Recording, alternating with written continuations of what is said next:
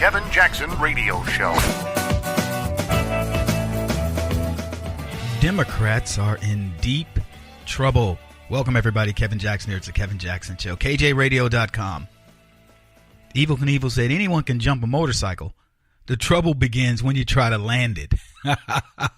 No truer statement could be made about the Democrats. Oh, yeah. They're up in the air. Problem is, they're not going to hit the landing. Oh, my goodness. These guys find themselves embroiled in controversy. I can't even describe for you the level of trouble the Democrats find themselves in.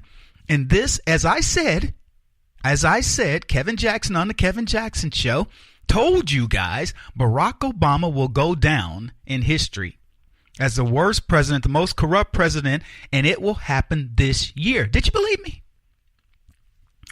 Are you wondering what's up? Are you keeping up with the news? FBI text now impugn Barack Obama. Text messages involving him. All roads lead directly back to Barack Obama, folks. Shocking new revelations. FBI text messages reveal Obama wanted to be kept informed of how his scheme to frame Donald Trump was working. Oh, yeah, there's no plausible deniability here, folks. Barack Obama knew.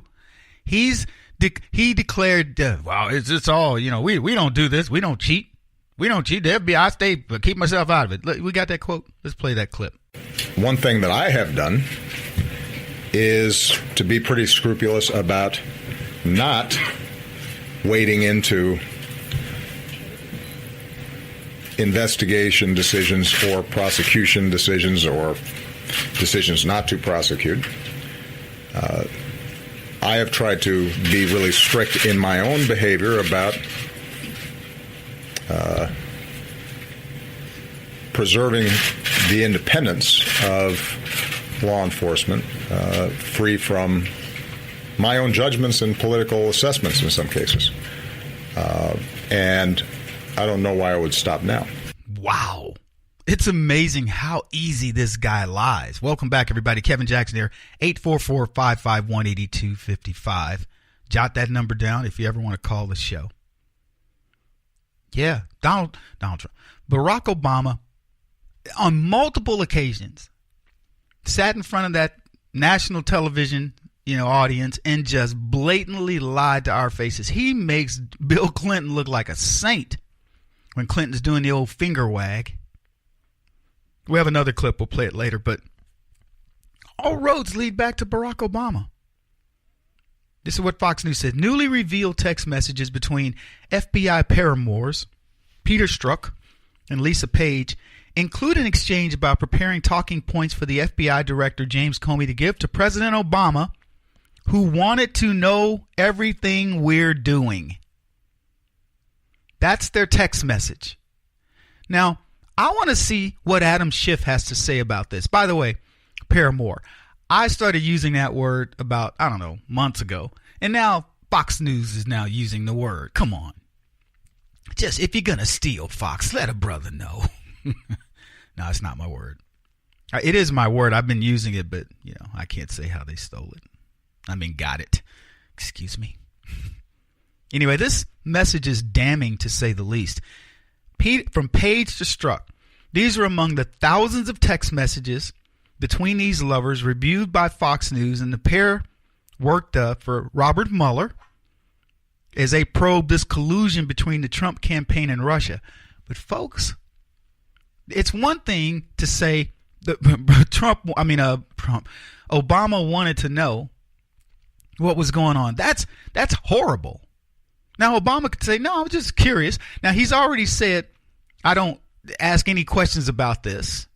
And as I said, we have another clip. He pretended that, I don't talk to him, and he'll, if he does come back and say something on this, he'll soft shoe it and say, no, I wasn't really saying that. I was saying, keep me apprised of how the Bureau's doing. Are you guys okay? You need coffee? The donuts all right? They stale? What? He's going to come back and say something stupid. For the record, he hasn't said anything yet. He's been completely silent. And let me tell you why. Because Barack Obama knew this was coming. James Comey knew this was. That's it. Remember Comey? That's it. That's the revelation in the FISA memo. James Comey, you are one cocky son of a gun to know exactly what you've done. You know why he said that's it? Because he couldn't believe that's all they had on him. These guys are clowns. They believe that their own Justice Department is too stupid to expose them. And I'm going to tell you, that's going to be their undoing. The very people that have been in their employ, who have looked at them and said, this is the most crooked group of people. How did they end up in management? Have you sat in that audience before? Have you worked at that company before and said, how did this guy get the job? How did that chick get the job? You're witnessing the Peter Principle in its finest. The dumbest people on the planet appointed by Barack Obama and mostly the Clinton team. And these are not people qualified. And let me give you a case in point. Marie Scharf. Okay? Or Harf. That's her name, right? Marie Harf. The chick I debate lots on Outnumbered. This girl was a former member of the CIA. Dumber. And I'm not even saying this just for humor. She's one of the dumbest people I've ever met. I'm not going to call her out behind the scenes and green room stuff, but I'm telling you, this is one of the dumbest people I've ever met. She was in the CIA in enough of a high level capacity that it should scare you. These people are dumb. And the people below them that get the job done day to day, they're actually the smart ones. Everybody in that upper echelon is nothing but politicos. Think about it this way. James Comey never had a job in law enforcement, and he's put in charge of the FBI.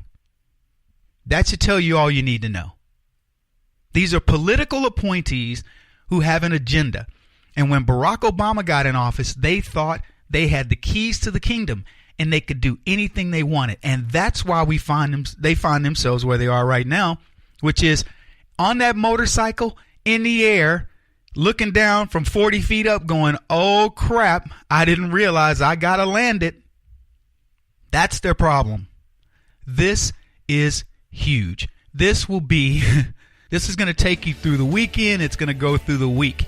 As they start dissecting these text messages, the Democrats find themselves in the air looking for a landing that ain't going to come, at least not when they want. This is the Kevin Jackson Radio Show. Do you owe back taxes to the IRS or state? The secret to avoiding the IRS nightmare is to seek professional representation. My friends at Security Tax Associates provide the most cost-effective and ethical representation in the industry while helping to avoid seizures, levies, and wage garnishments. Security Tax Associates is here to ensure that the appropriate steps are taken to permanently eliminate any possibility of future tax burdens once and for all. For a free, no-obligation consultation, contact Security Tax Associates, 844-779-4177. That's 844-779-4177. 844-779-4177. Or visit them at securitytaxassociates.com.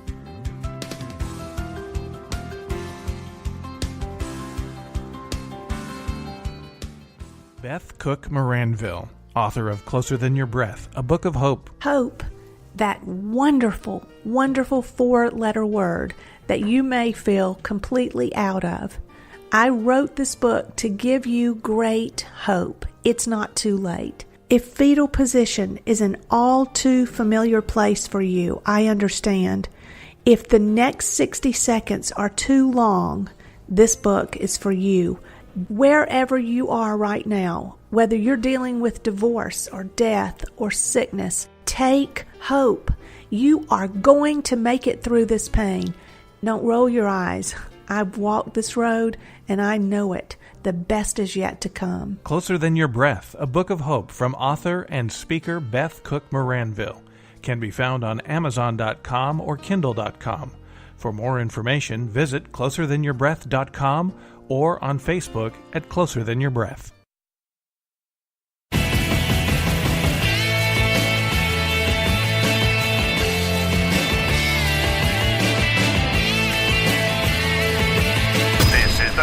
Jackson Radio Show.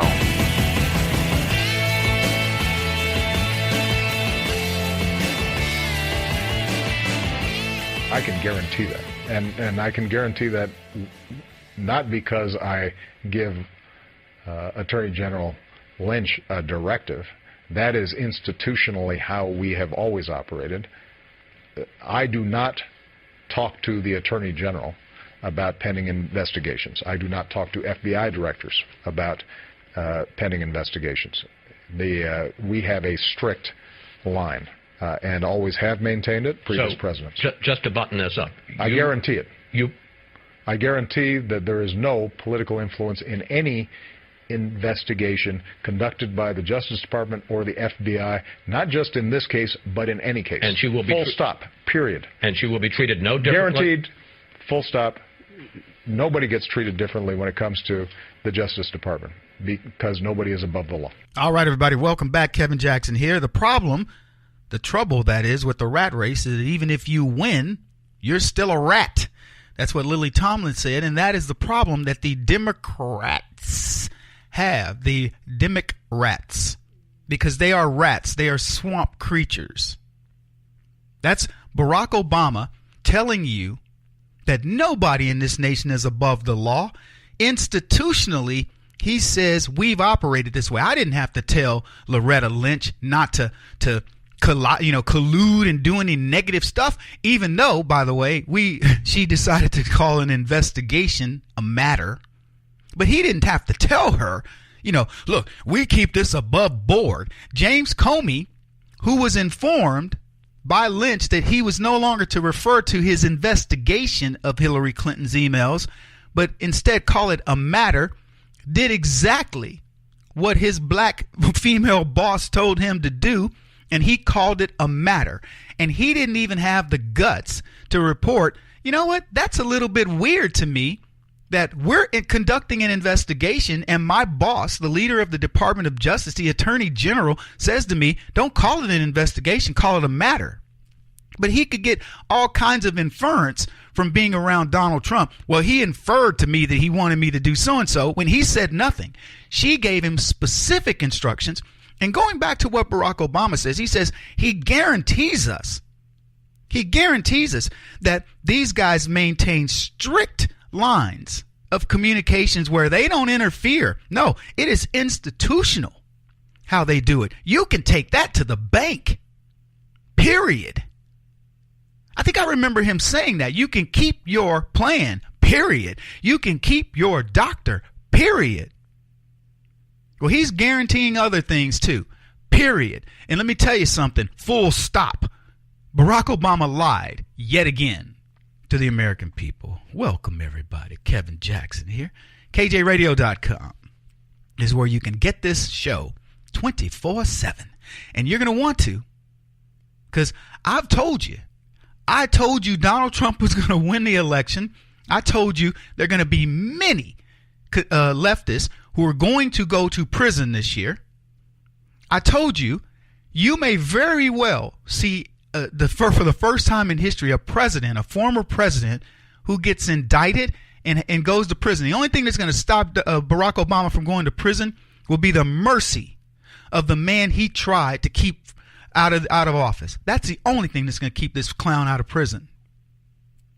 All roads lead back to Barack Obama, guaranteeing us that there was no collusion, no special treatment of Hillary Clinton. We look at how the FBI treated Hillary Clinton. No cameras, no audio.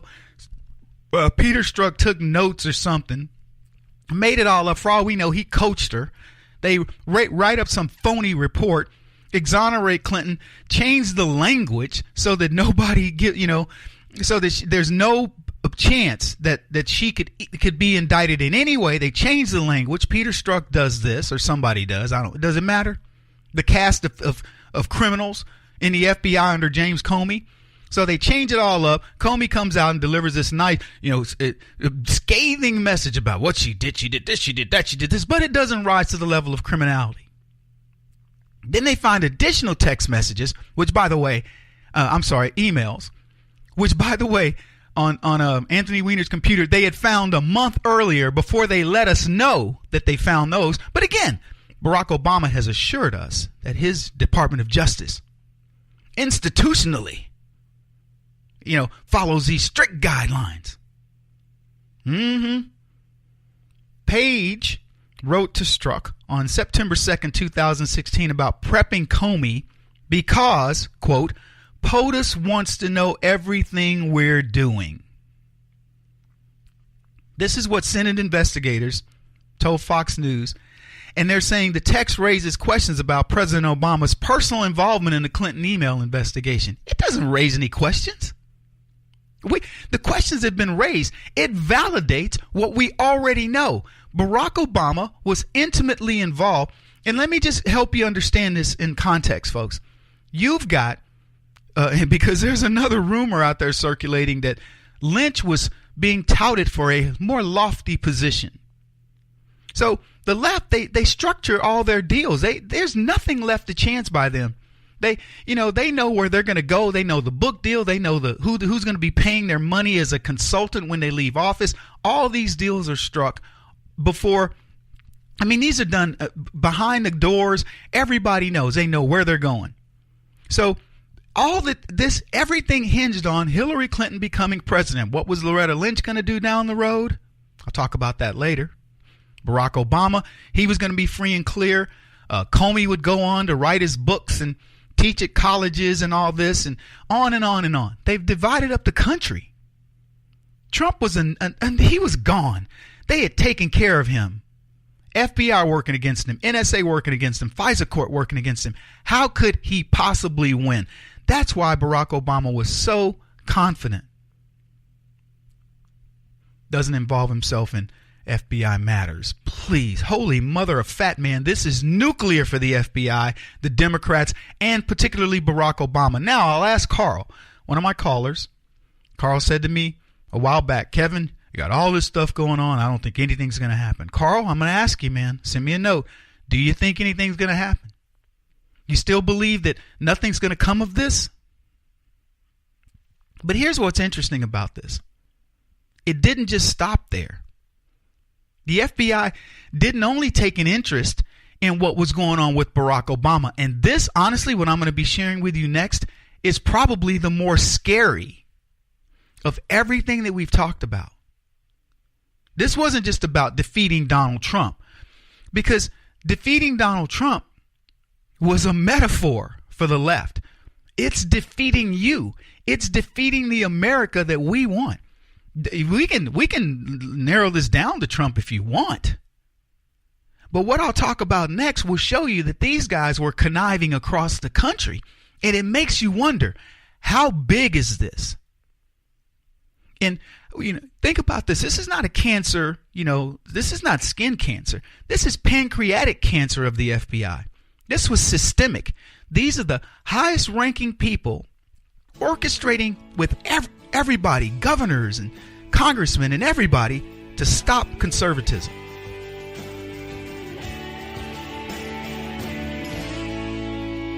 This is the Kevin Jackson Radio Show.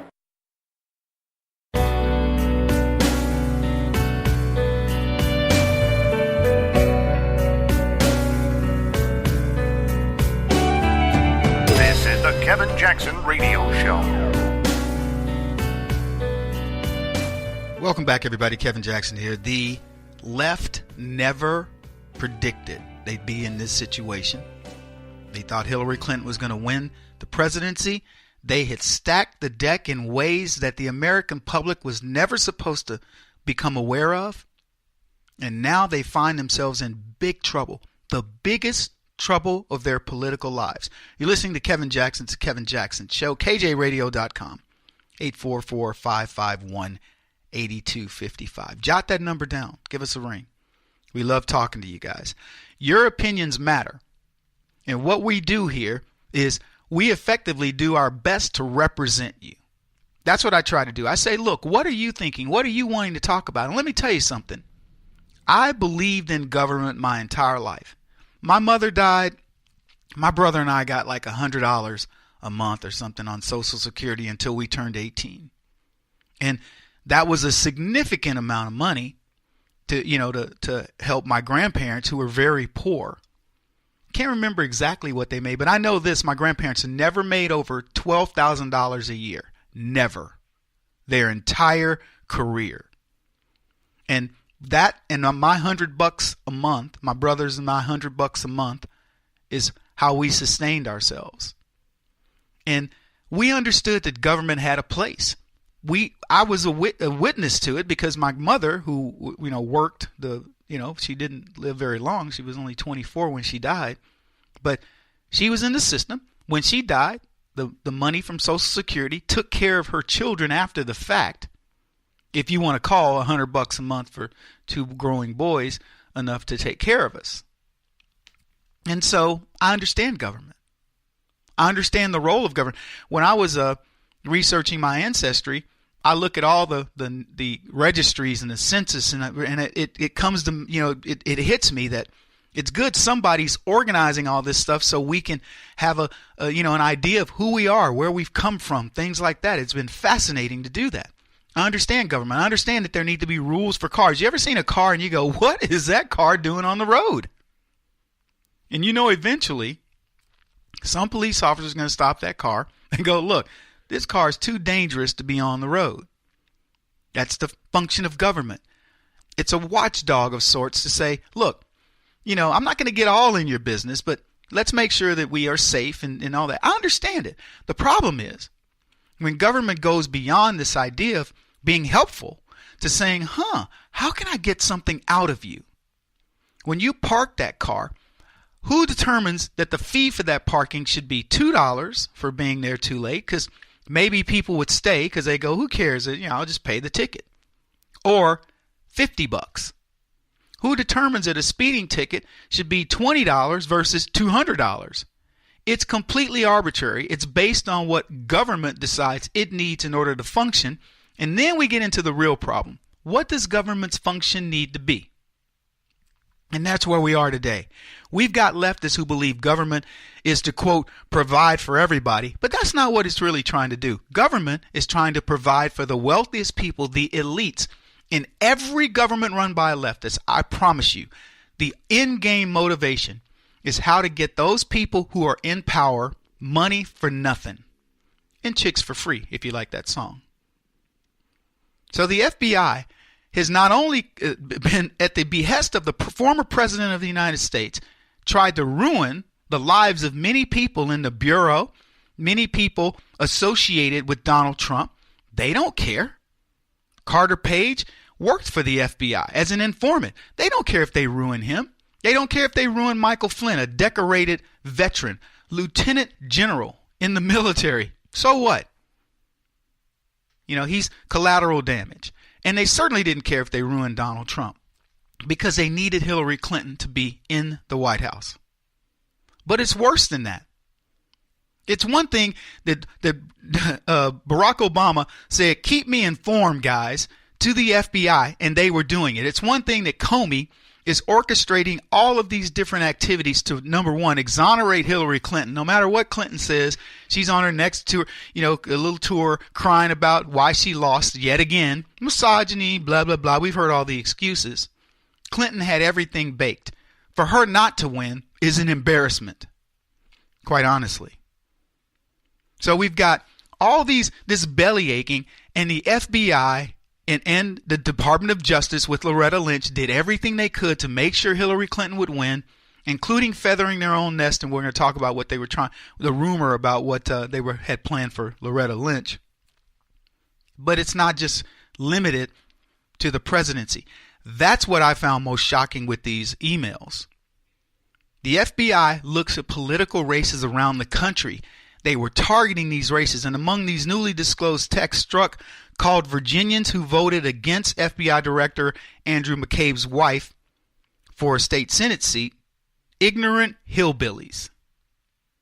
That's what he called them. So within the FBI, you have a guy who's watching this race. Why? Because Andrew McCabe's wife, is running. She's a good friend of the Clintons. $700,000 of money has exchanged hands between these organizations. McCabe, higher up than Strzok, reporting directly to James Comey, and they've got their eye on the Virginia race, this particular race, as well as the governor's race with Terry McAuliffe. So anyway, here's what the text said. It came from Strzok to Page on November the 4th, 2015, the day after Jill McCabe lost this hotly contested Virginia State Senate seat. And Strzok called the result, quote, disappointing. But look at the district map. Loudoun is being gentrified, but it's still largely ignorant hillbillies. Good for her for running, but curious if she's energized or never again. What he's saying there, folks, is that even with the redistricting that they're trying to do, it's still got too many, quote, hillbillies. People willing to vote against them are hillbillies. Ignorant. Stupid. Remember what Jimmy Kimmel said? Oh, the conservatives are too stupid to have talk shows or to be able to do. Really? So they're trying to gentrify. Now, when they say gentrify, that's a code word for we're trying to make sure that all of these different areas have the intelligentsia, the people who are going to vote for the left.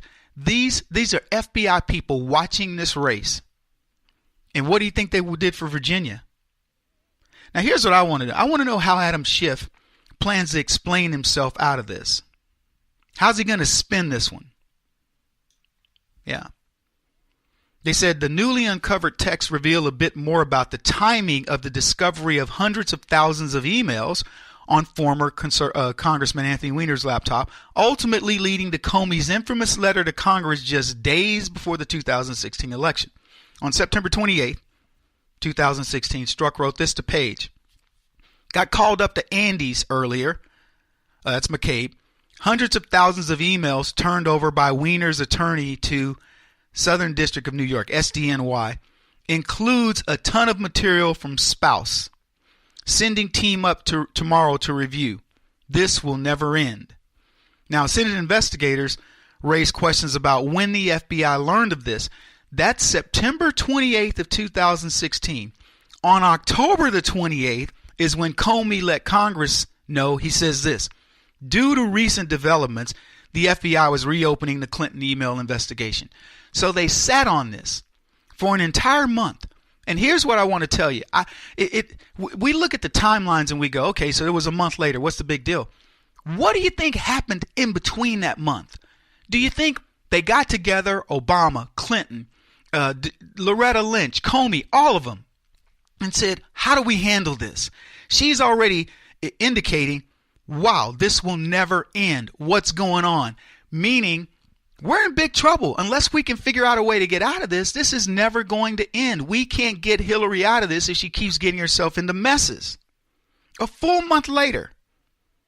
And here's what Comey, they said, in connection with an unrelated case, the FBI has learned of the existence of emails that appear to be pertinent to the investigation. I'm writing to inform you this investigative team briefed me on this yesterday. Now, that's October 28th. Which means Comey's saying on October 27th he got briefed. They had these messages on September 28th. Now, if he had said on the 29th, we got new messages, new things are going to happen, we got to come. He's clear.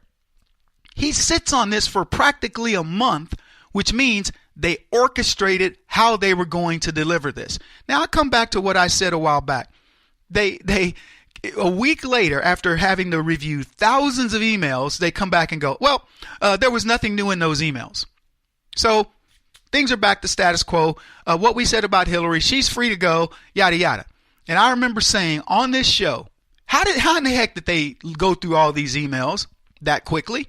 It's an impossibility. It was a physical impossibility to go through and understand them in any context.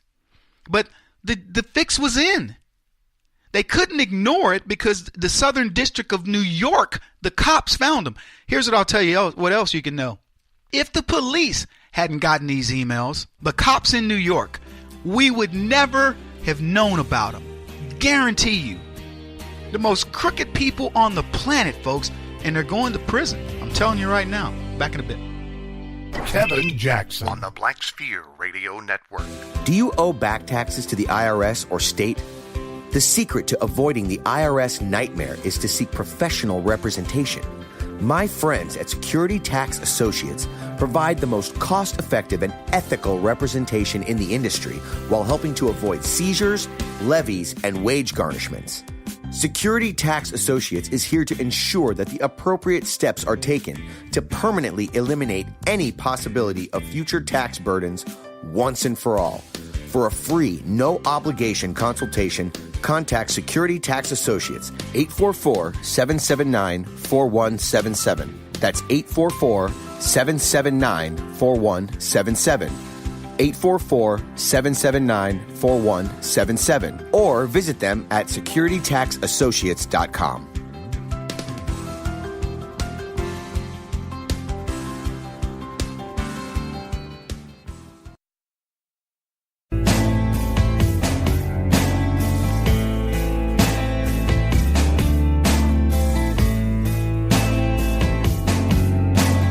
Putting an end to identity politics. This is the Kevin Jackson Radio Show. Welcome, everybody. Kevin Jackson here. I saw this story about Loretta Lynch, and I thought, you know what? This makes a lot of sense. Holy cow. It's the Kevin Jackson Show, kjradio.com. You can reach us by phone at 844-551-8255. Loretta Lynch was feathering her nest. Obama's second crooked attorney general, first black female attorney general, was a crook, a criminal of the highest order, incompetent to her very core, as most leftists are. They hate to admit it, but it's a truth. It's the truth. They shouldn't get mad at me for saying that. You know, I mean, I'm not good at certain things.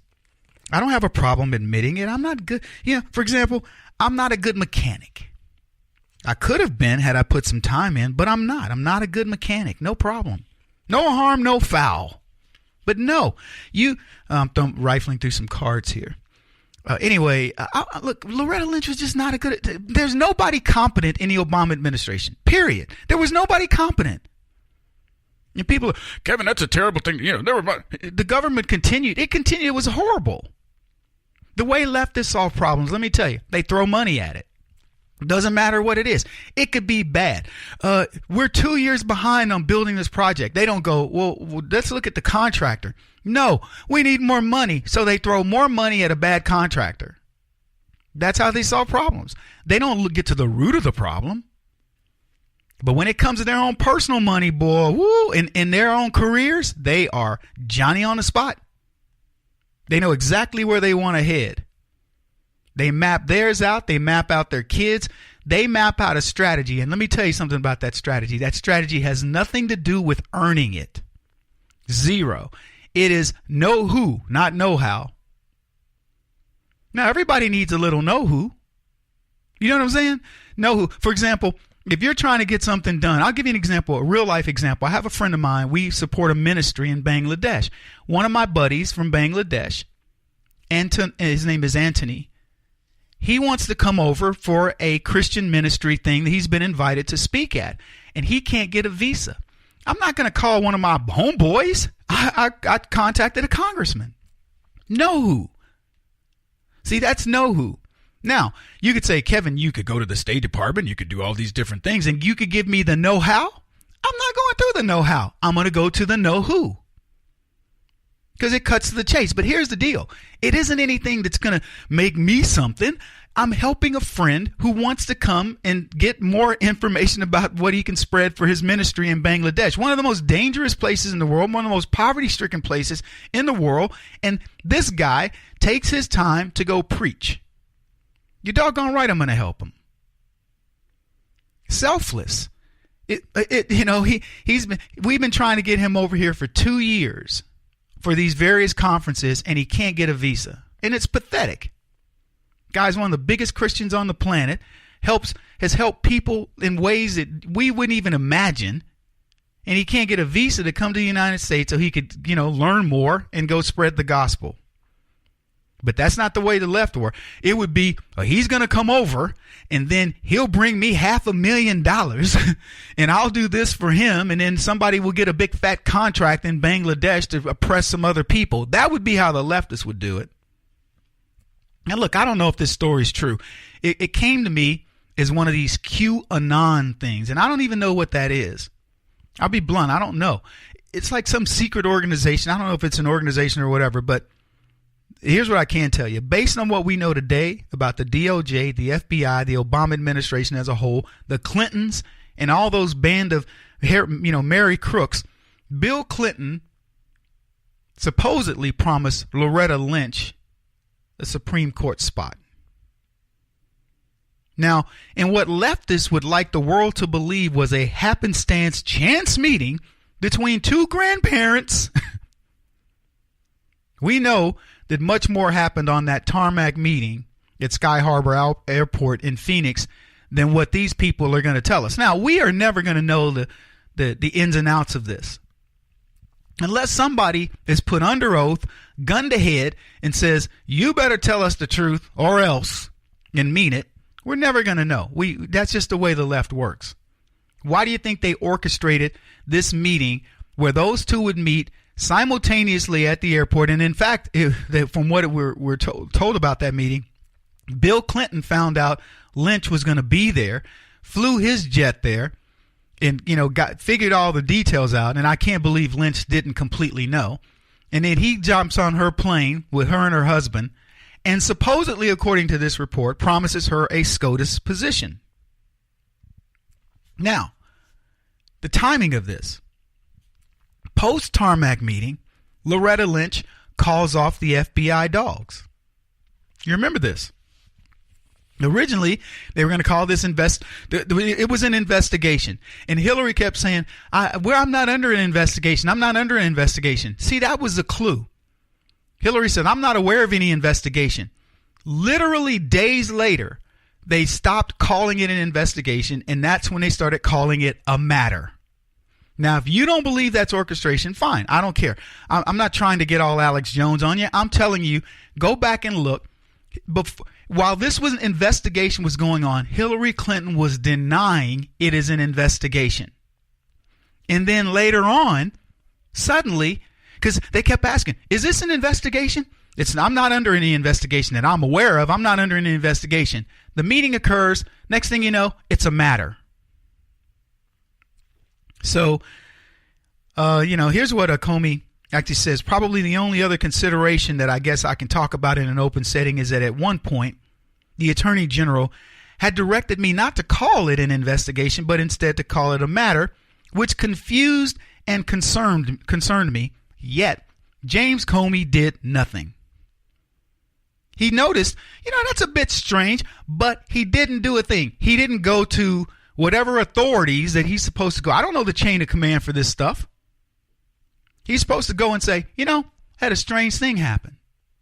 I have a buddy who was in Skunk Works, and he says, there was a hotline for any strange situation you could call, and it was a, nebulous. No, they didn't know who it was. In this case, he'd have to say, I was in a meeting with the Attorney General. She asked me not to call it an investigation, to call it a matter. I think that's a problem. He didn't blow the whistle. He did exactly what she told him to do. He called it a matter. So then Comey claims he handled the matter by the book. Everything that they did, for Hillary Clinton was what they would have done had it been an ordinary citizen. So if you were an ordinary citizen, Peter Strzok would have gotten you to interview. He wouldn't have videotaped it. He wouldn't have audio taped it. He would have taken some notes.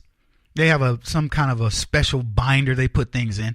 And, then with everything that you were being accused of, the FBI director, James Comey, would have come out and said, that Kevin Jackson, he did this, he did that, and he did all these other things. And then they would have changed the way that they would, call what my matter was so that I could be freed. That's how it would happen for you. Then that's how it happened for Hillary. No different treatment, of course. And Barack Obama told us. He said it in his own voice. Look, you can take this to the bank. Period. We don't treat anybody different. Whether it doesn't matter. Nobody's above the law. And he literally says that, look, this is a systematic way we do things. I don't get involved. I don't even have to tell Loretta Lynch Comey, anybody, anything. This is the way things work. Biggest liar on the planet. So just so we're clear, no proof exists that the SCOTUS offer was made to Loretta Lynch. None. But I'll ask you this, if you follow this scandal, do you believe it's a possibility? Now, unless you can't fog a mirror, the answer is yes, or you don't have two brain cells to rub together. Because when you connect the dots and the timeline of events from Lynch's actions, the FBI investigation, and so on, you know the fix was in. And so if the fix was in, all that had to work was Hillary Clinton had to get elected. So you got text messages now that say Obama was looking at the report, having the FBI report directly to him to let him know how this thing was going with Trump. How's the Trump setup going? And they had some code words. You know they did. We got messages of just crazy text messages about all kinds of FBI subversive acts that were going on.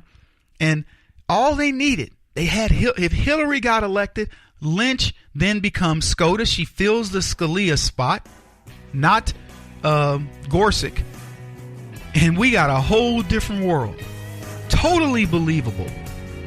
At least for me it is. He won't stop until he's the top-rated radio talk show host in America. What kind of weird competitive freak are you? This is the Kevin Jackson Radio Show.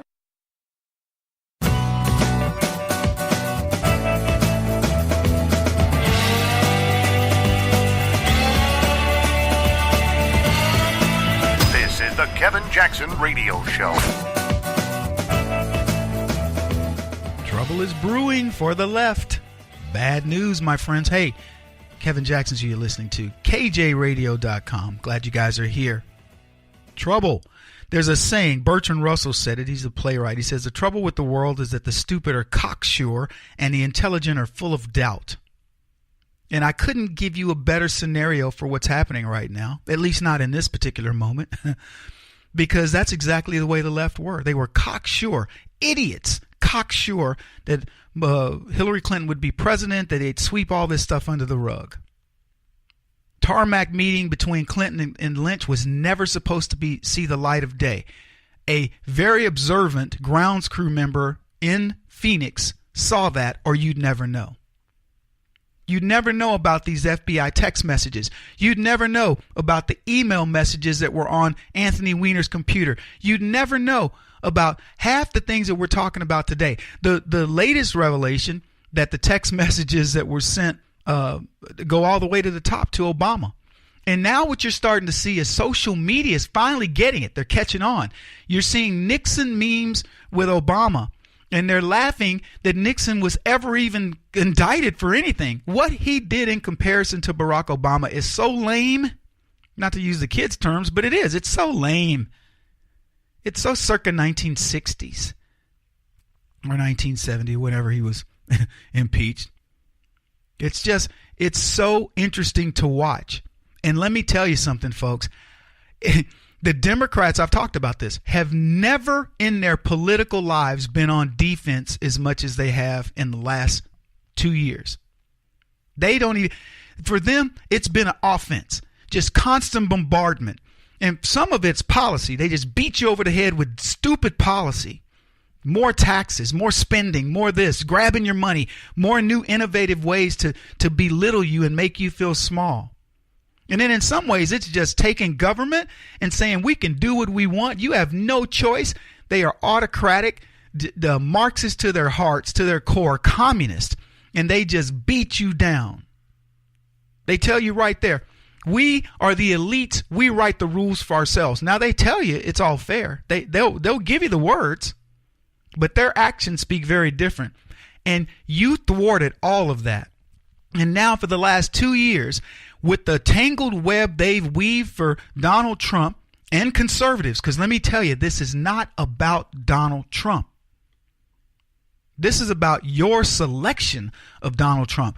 They were going to teach you a lesson you would never forget. You guys, terrible. You went against the grain. They trained you better, conservatives.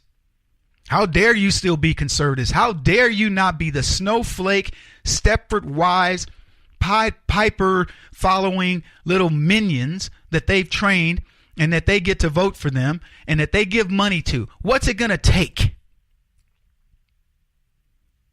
Cocksure is what they were. And we, the intelligent, we've just cruised along going, man, I don't know. It'll kind of figure itself. Why don't you run? Why don't you do something? Why don't you get involved? I'm busy. I got the kids and got soccer and baseball and, swim camp and all that. And you know what you finally did? You said, I'm intelligent and I no longer have any doubts. I know exactly what this country needs. And you found your champion. That's right. Thomas Paine said, the real man smiles in trouble, gathers strength from distress, and grows brave by reflection. That last part's what I really like. Grows brave by reflection. He's saying, when you look back, when you look at all the things that have happened and you finally go, all right, enough is enough. How brave do you get? It's one thing to face it, an enemy and you have that fight or fright moment. But it's another when you've reflected and you've gone, I've been kind of beaten down. This guy's been getting to me for quite some time. You go, the next time this happens, this is not going to be there.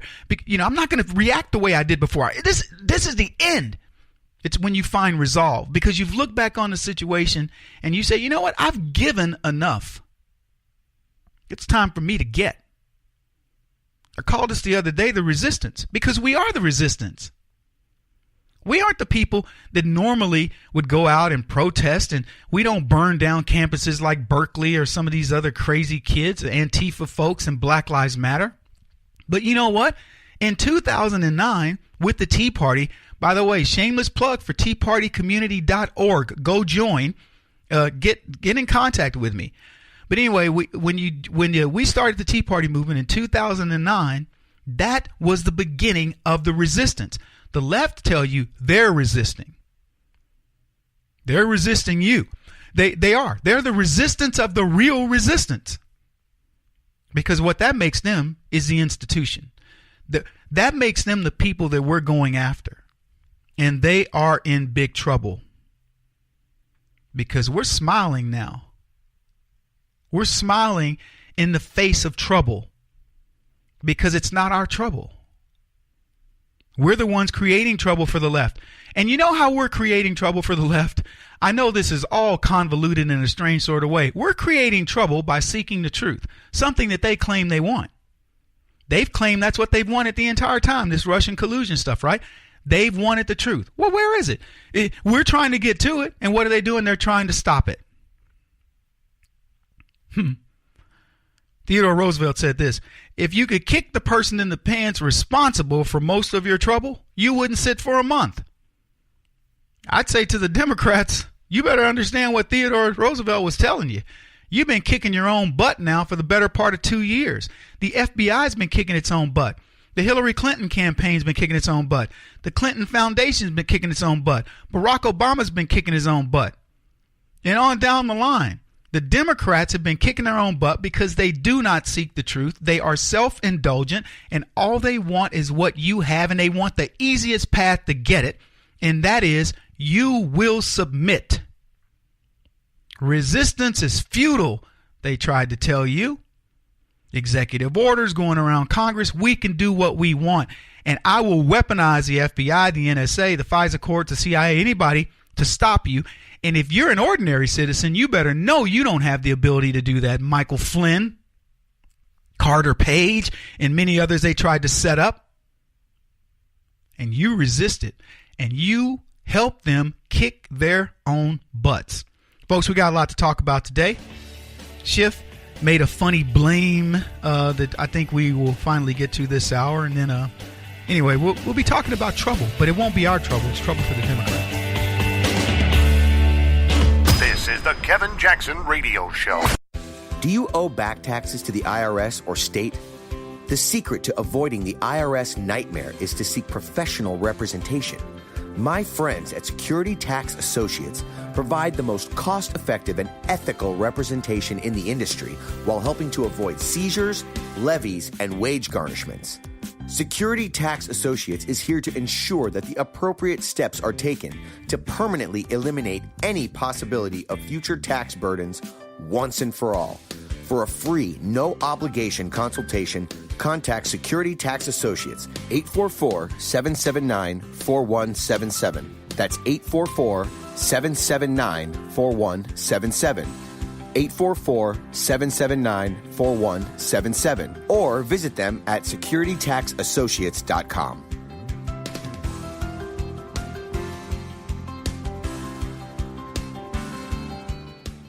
Beth Cook Moranville, author of Closer Than Your Breath, a book of hope. Hope, that wonderful, wonderful 4-letter word that you may feel completely out of. I wrote this book to give you great hope. It's not too late. If fetal position is an all too familiar place for you, I understand. If the next 60 seconds are too long, this book is for you. Wherever you are right now, whether you're dealing with divorce or death or sickness, take hope. You are going to make it through this pain. Don't roll your eyes. I've walked this road and I know it. The best is yet to come. Closer Than Your Breath, a book of hope from author and speaker Beth Cook Moranville, can be found on Amazon.com or Kindle.com. For more information, visit closerthanyourBreath.com or on Facebook at Closer Than Your Breath.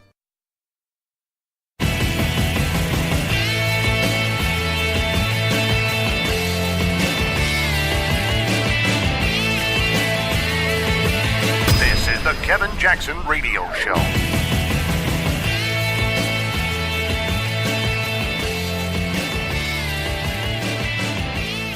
So that's why we came here today to ask you to also look into the policies that religious charitable organizations have in our legislation so that it can also be changed, because maternal love is the love that's going to change the future of mankind.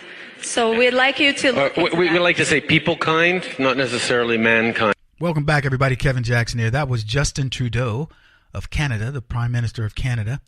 And he corrected a young lady during a speech, and instead of her using mankind, he says, we prefer that you say people kind. And what you just witnessed there, folks, was the head of state of a government who stops a girl to say, hey, you can't use that terminology. I know what came out of your mouth. I know you believe you have this right to say what you want, but no, we don't say that. That's not good enough. Mankind implies some misogynistic, entity. So we say people kind. Do you understand how crazy that is? It's a word. And the left have empowered these words, and now we've got to be so clear. I guarantee you there'll be a time when they won't even want you to say people kind. Could you say, I would have interrupted and said, well, would it have been okay to say humankind? Is that acceptable? Would it have been okay if I'd said womankind? If we wanted to divide ourselves, would it be okay to say womankind? Because that does have man in it. Whoa, man. Yeah, whoa, man. Could I have said that? Why don't you just shut up and listen to what I'm saying and not worry about the parsing of my language? What do you think is going to be taught in Canada? Let me tell you, biggest wimps on the planet. Do you think these kids that are out there facing the scourge of their neighborhoods, drug violence, gang violence, etc., are worried about the difference between mankind and people kind? I was having a discussion with an acquaintance. They know me through various other mechanisms, and I've been really hard on education. And we were having this discussion about they want me to come to their school because it's gone far, far to the left, and they're concerned about it. Again, one of these very prestigious schools, got a great reputation, and they've got kids in it, and they're going, we're done. We don't know what else to do. So the headmaster, or whatever they call it, the chief administrator of the school, said, if you can find a conservative that's willing to come speak to the school, I'll let it sway back the other way. And so she says, I thought of you, Kevin. And I went, I appreciate it. So we were having a discussion, and she says, she said something to me that set me off, because it was one of these things, well, I really don't want to do this. And I go, well, then you don't want me there. I said, because if you're squeamish about the very thing that I'm telling you, what I'm telling you is you are part of the problem with the school. If what I just said to you, and I don't remember what it was, to be honest with you, but it made her squeam, I was like, no, then you don't need me. You want to see the school go that way, because I'm going to give your school the truth. But here's what was funny about it. So I told her, I said, and you guys have heard me wage this discussion to begin with, but I said, this idea, and I know this isn't about mankind versus womankind. I just think, or people kind. I think that's ridiculous. I think if a woman goes, why do they have to call it mankind? Well, I don't know. Why do they have to call it womanhood? Why do they have to call it manhood? I'm not caught up in a word, and it isn't because it's man. Like it's like you think of it as like it is a guy. If you change it, I'll be upset. I look at mankind as the origins of the earth. I don't want to say womankind because it adds another syllable. It's a way to shorten it. We'd be like, no, I'm saying. What's the difference? It includes women. It's implied. Oh, it's so what? It's demeaning. What is it? Look, I don't know what all the words are that are out there, but I'll tell you this. I'm not concerned where a woman, something that involves like motherhood. I know there's fatherhood, but I'm saying I don't hear motherhood go, well, let's just call it peoplehood. Some words have multiple meanings, like several. Several doesn't imply several men. It implies several of whatever. God, they get so caught up. But anyway, so we were having a discussion, and I said, here's kind of what I would say to the kids. I would say something along the lines of, so they tell you guys that there's a concept floating around out there called white privilege. And I said, so I want you to understand that concept from a different point of view, because what I wanted her to understand is that I'm not going to go there and tell the kids, be conservative or be liberal. I don't care. Be whatever you choose to be. There are people, I have a friend, she says, I hate fighting. I couldn't fight. I go, what about for your husband? If like he was being attacked, she goes, he better be able to protect himself. I just couldn't get into the fight. And I go, wow.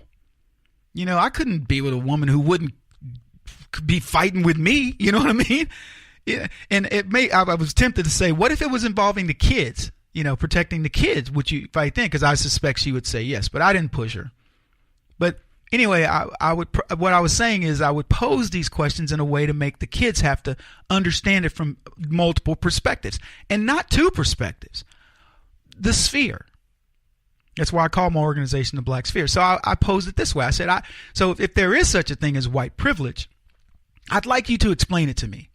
So I'd say, for a white kid, explain white privilege to me. And they explain it. I'd say, okay, so in order for you to explain that there is such a thing as white privilege, what you're saying to me is that there are classes, and that you are the better person by virtue of me looking at your skin and it's lighter than mine. You're better than I am. And you want me to accept that concept and say, Kevin, you're lesser than I am.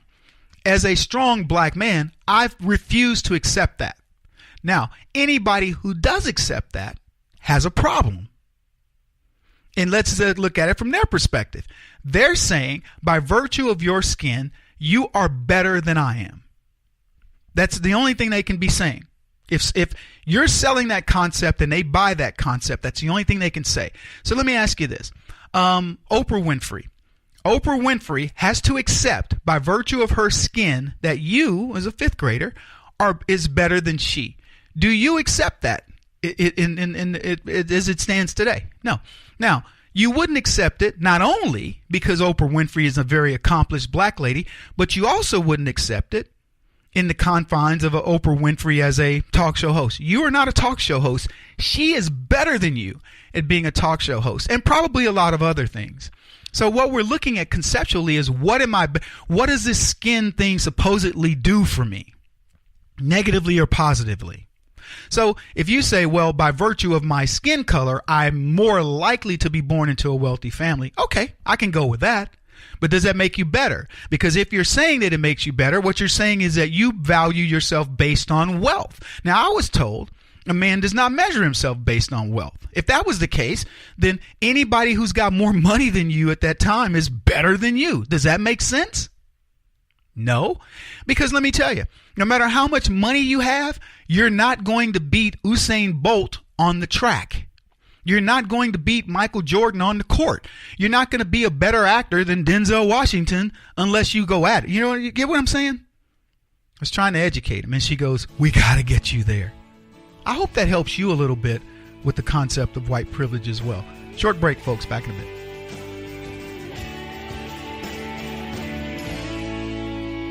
This is the Kevin Jackson Radio Show.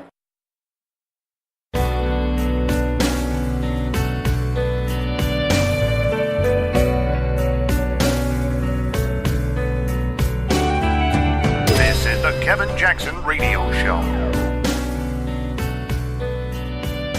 Welcome back, everybody. Kevin Jackson here. I saw this story. It came out the other day. I was going to talk about it the other day, but we got busy with other stuff. And they were saying that Trump shouldn't interview with special counsel Robert Mueller. And I said, that is absolute nonsense. Are you kidding me? Trump should interview with Mueller on pay-per-freaking-view. There are some of you out there going, yeah, man, I'd pay to see that. I guarantee you I would watch it. It would be one of the top watched shows. I'm telling you, Trump is a media machine, and that would be unbelievable. Because here's the deal.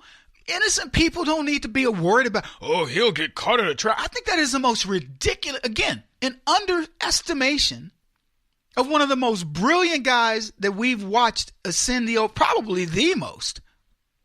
I mean, I wouldn't replace George Washington with Trump. I think Washington, it took some real guts to cross that Delaware in the freezing cold, people's feet bleeding, frostbite, and fighting that war. But I think that was took some stuff. I love that commercial, by the way, where George Washington's crossing the road and he's like, "We're doing the best we can." That's a great commercial. He's a Geico commercial. I can't stand Geico, but I love that commercial. He's crossing the Delaware, going as fast as he can. Look, Trump is innocent.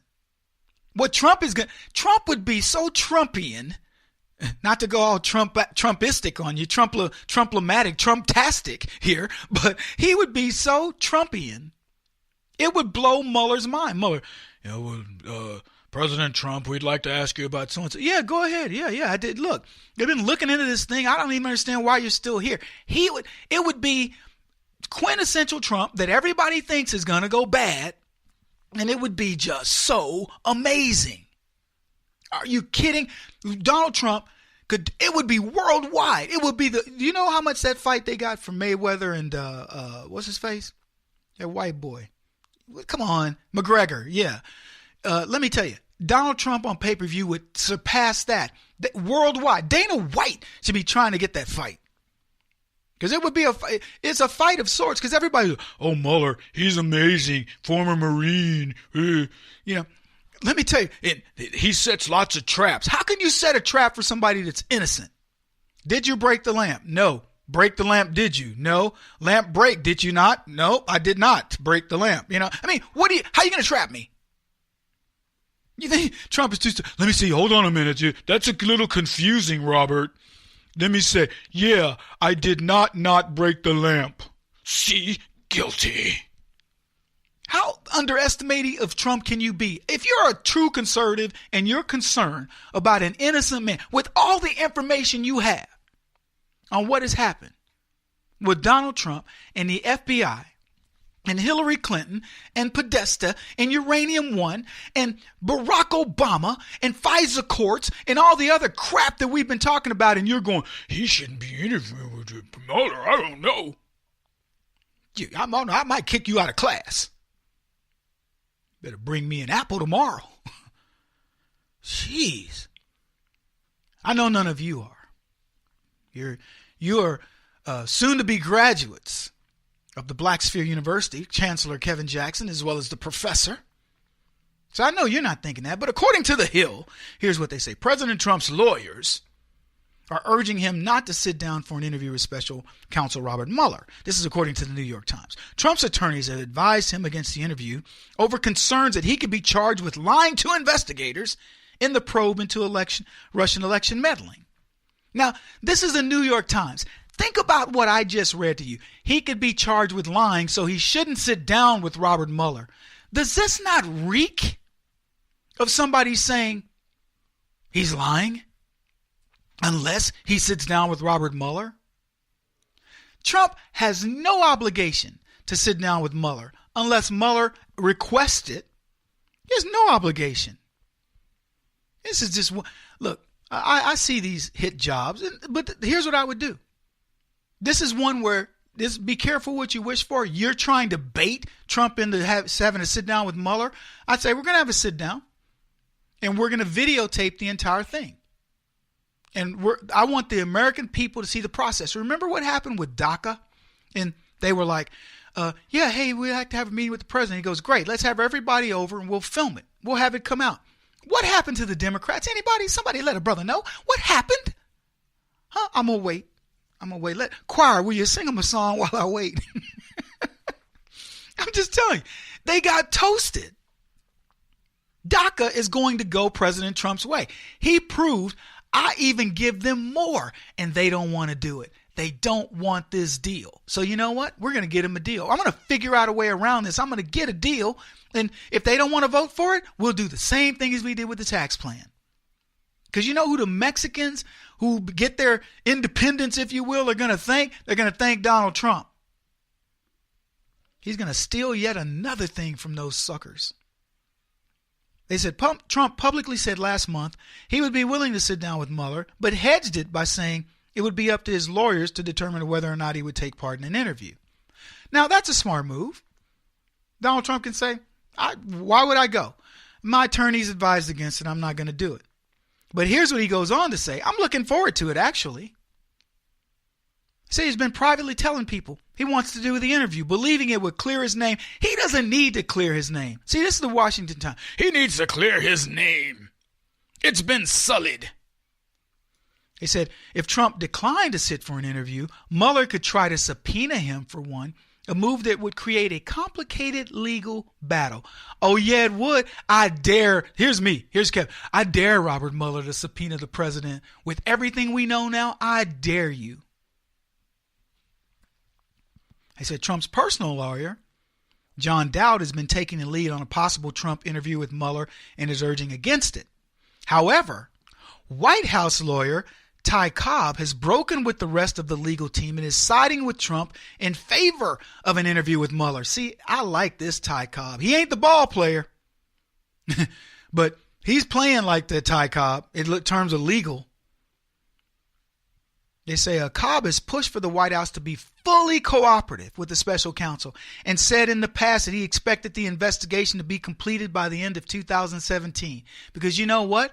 If the Democrats had been smart, if they had two brain cells to rub together, those two little empty-headed minions, they would have cut this investigation in 2000. They would have cut this investigation in 2016.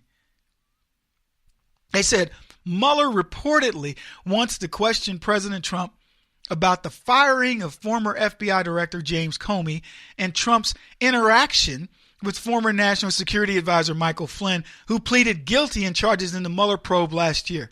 What they didn't tell you is Flynn has now retracted his guilty plea and is saying, I'm suing. And I said this. I said Michael Flynn ought to sue everybody in the food chain. He should sue the FBI, the NSA, the FISA courts, individually calling out Comey, McCabe, Peter Strzok, Lisa Page, and on down the line. Go to Hillary Clinton, Barack Obama. Make every one of these chumps have to stand before the man. Eric Holder, Susan Rice, all of them. Loretta Lynch, the litany of them. Valerie Jarrett, crook after crook after crook. He should sue them all. And then he should sue for defamation of character and get treble damages. And I hope he wins $100 million that must be paid for out of the campaign coffers of all of the Democrats, particularly Adam Schiff. That's what I'd like to see. questioned Trump about his firing of James Comey. If there was any reason you want to talk about having a reason to fire somebody, James Comey is the perfect example of having a reason to fire somebody. This is a guy who is in the hot seat. He lied before Congress about this dossier. He lied about the procedures that the FBI followed to not indict Hillary Clinton. And we know for a fact she should have been indicted. And not just because of the innocence of, well, she had stuff on her server, but she didn't know. There's more to it. And I told you guys, the bigger part of this investigation is the connection between Hillary Clinton and the Clinton Foundation to her State Department, and the FBI wholly ignored it. That is still, it remains one of the biggest untouched scandals that we've had so far. These people are crazy.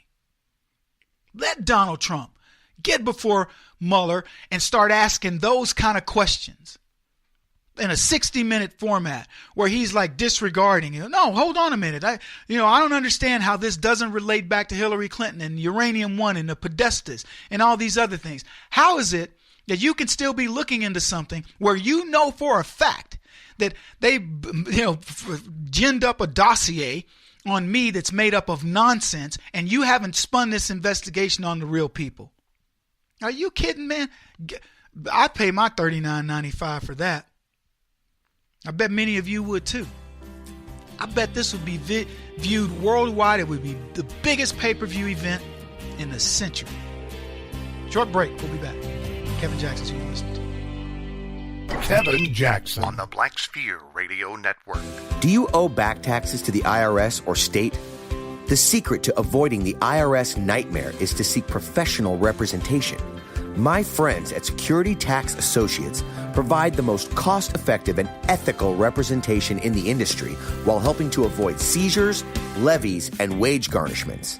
Security Tax Associates is here to ensure that the appropriate steps are taken to permanently eliminate any possibility of future tax burdens once and for all.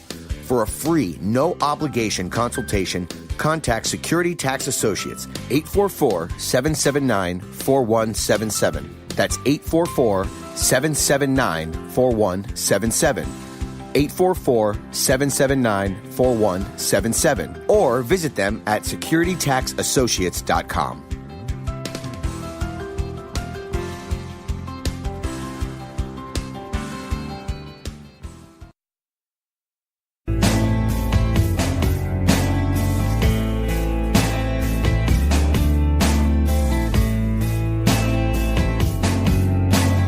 Putting an end to identity politics. This is the Kevin Jackson Radio Show. The end of the world. I just love hearing Gorka say that. The end of the world. Oh, my goodness. Such a beautiful bass tone to it, The end of the world. I can't even do it. It's a bad day for me to do it anyway because I've been sick.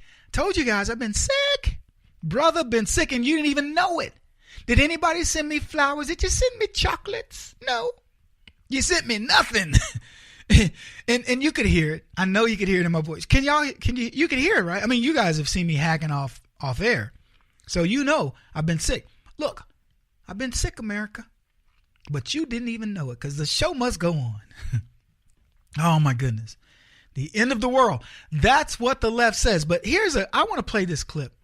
This is Adam Schiff talking about how the Russians were Well, before we do that, let's do this. Let's talk about let's play the Napolitano thing with the Steele relationship and how it's involved with the FBI. And then I want to get into the Schiff thing because I just find this really interesting where Adam Schiff, he says things that are so bad and he doesn't even realize it. But let's play the other one first. Just to sort of go back, because we've got a web of this up on the wall, which we're going to show everybody in a moment. Right. But to go back to what Ed was reporting there, it's outlined that a foreign source gave the information to in this second dossier, to an unnamed associate of Hillary and Bill Clinton. And this is all during the campaign, right, who then gives it to someone in the Obama State Department. Right. So give this to the, just leak this information over to them, who then gave the information to Steele. So it keeps going around and around and around, and you're looking for the foundation of where the meat is underneath it. At the same time this was happening, the FBI was conducting a fraudulent and deceptive investigation of Mrs. Clinton's improper handling of emails, arguably espionage, the failure to safeguard state secrets. So the Clintons were using enormous arms of the government, State Department, Justice Department, FBI, to assure that she not be prosecuted and to attempt to assure that Donald Trump not become president. But Steele, Chris Steele, the now former MI6, that's the British version of the CIA agent, presents a very interesting problem here. This is the issue. This is the wording in the memo that came out last week, the Republican memo, that the FBI and the DOJ fought aggressively against. And it's the following reference to Chris Steele as, quote, a longtime FBI asset. To most people, you'd say, all right, the FBI has all kinds of assets. Well, he is a former British intelligence agent. We have an agreement with the British government, Canadian, New Zealand, Australia. We will exchange information. We will not cherry pick each other's agents. He apparently was cherry picked by the FBI. If this happened while he was an MI6 agent, he could be prosecuted for espionage by the British government for being a British spy at the same time he was an American spy. So that phrase in the memo that he was a longtime FBI asset, we know he was doing work for them. They were interested in his work. There's still, I think, some discrepancy over whether or not they were paying him, but they also say that they released him at some point. Yes. So they had some kind of relationship, whether it was monetary or not. I think they had a monetary relationship, and at some point they decided either it wasn't credible or we can't trust you because you have become a leaker. And leaking classified material is a line that cannot be crossed, Mr. Steele, so you're no longer with us. Now, he left MI6 in 2009. This is very serious stuff. If before he left MI6, he was an FBI asset, the Justice Department and the FBI, which is not run today by the same people that were running it then. We're talking about Eric Holder and Jim Comey, has an enormous problem on its hand. That would explain... 2009 is a long time ago. Correct. We're talking about the 2016 campaign. But correct. Can you prove that there was an overlap in his MI6 time and his FBI asset time? We don't know. But you know they were upset about that line in the memo. Yes, and I know that Congressman Nunes intentionally used the ambiguous phrase long time. Does it go back to 2009 or before, or did it happen afterwards? I also know that we need to know. That explains the ferocity with which the FBI tried to prevent this from coming out. Well, that was an interesting take. You know what? I got to admit, Napolitano, when he comes on, he's imparting knowledge on you that you may not know. That's a good thing. Glad you guys are back, still hanging in there with me. Kevin Jackson's who you're listening to. I want to get now to this clip of what Schiff said and all of this Russian collusion and interference stuff. And I want to present to you the theory, as Adam Schiff sees it, with how all this is coming to be and why it's coming to be. And then when I pick it apart, you'll understand why I played it. Here we go. But we can see, for example, on Facebook, so graphically what I was mentioning earlier, the multiple aims of the Russians and their interference in our elections. Because, yes, on Facebook you had the content that was clearly anti-Hillary, and you had the content that was very pro-Trump. But even the bigger quantity of content that was being pushed through social media was just content designed to pit us against each other, to exploit our divisions. So, of course, as you have seen, they parroted Black Lives Matter to try to broaden the racial divide in this country. Fascinatingly, they also trumpeted the Second Amendment. Apparently, the Russians are very big fans of our Second Amendment. They don't particularly want a Second Amendment of their own, but they're really glad that we have one. The Russians would be thrilled if we were doing nothing but killing each other every day, and sadly, we are. Welcome back, everybody. Kevin Jackson here. I almost covered that clip as its separate entity, but I just decided, you know what? We'll just weave it in with all the Russian conspiracy stuff. So the biggest conspiracy and what Adam Schiff, probably the most anti-American, worst politician I've known in history. I didn't think I could not like somebody more than Schumer or Pelosi or Harry Reid. And then along comes Adam Schiff. And as they say, he's a piece of Schiff. He says, get this, that Facebook was anti-Hillary and pro-Trump. Do I really need to say anything more? Facebook, who bans conservatives for things that you go, what was I banned for? I will tell you, I have posted things that are, I said, now this was Twitter, but I'll just give you an example. I asked Hillary Clinton and Ashley Judd if they had a term for Uncle Tom on the left because of they both sort of ignored Harvey Weinstein. And I was banned on Twitter for a week. On Facebook, I've been banned for so much less than that.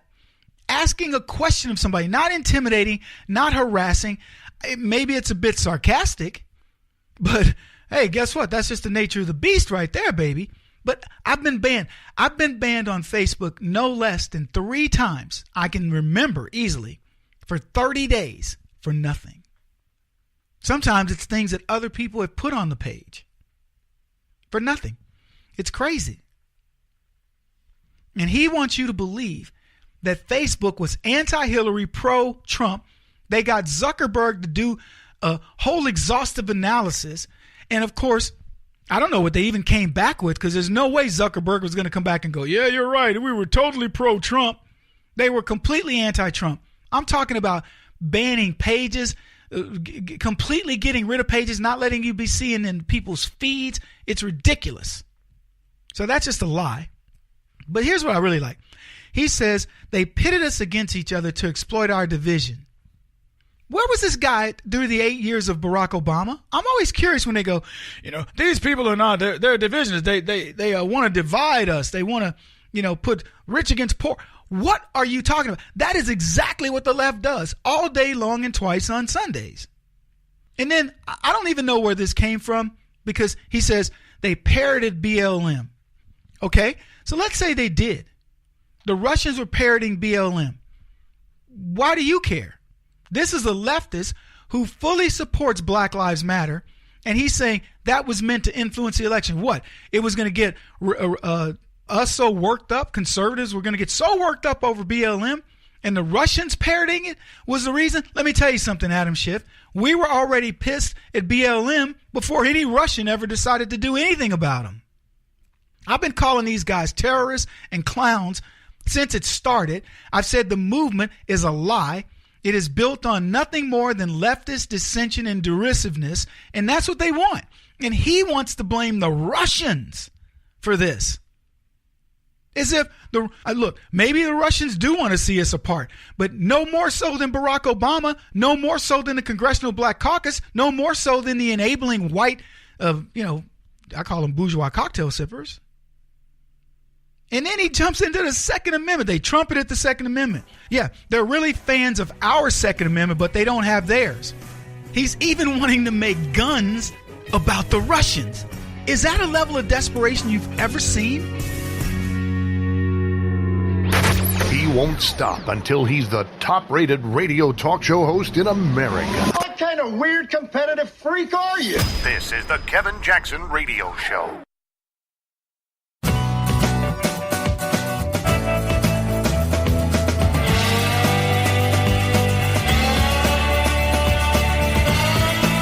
This is the Kevin Jackson Radio Show.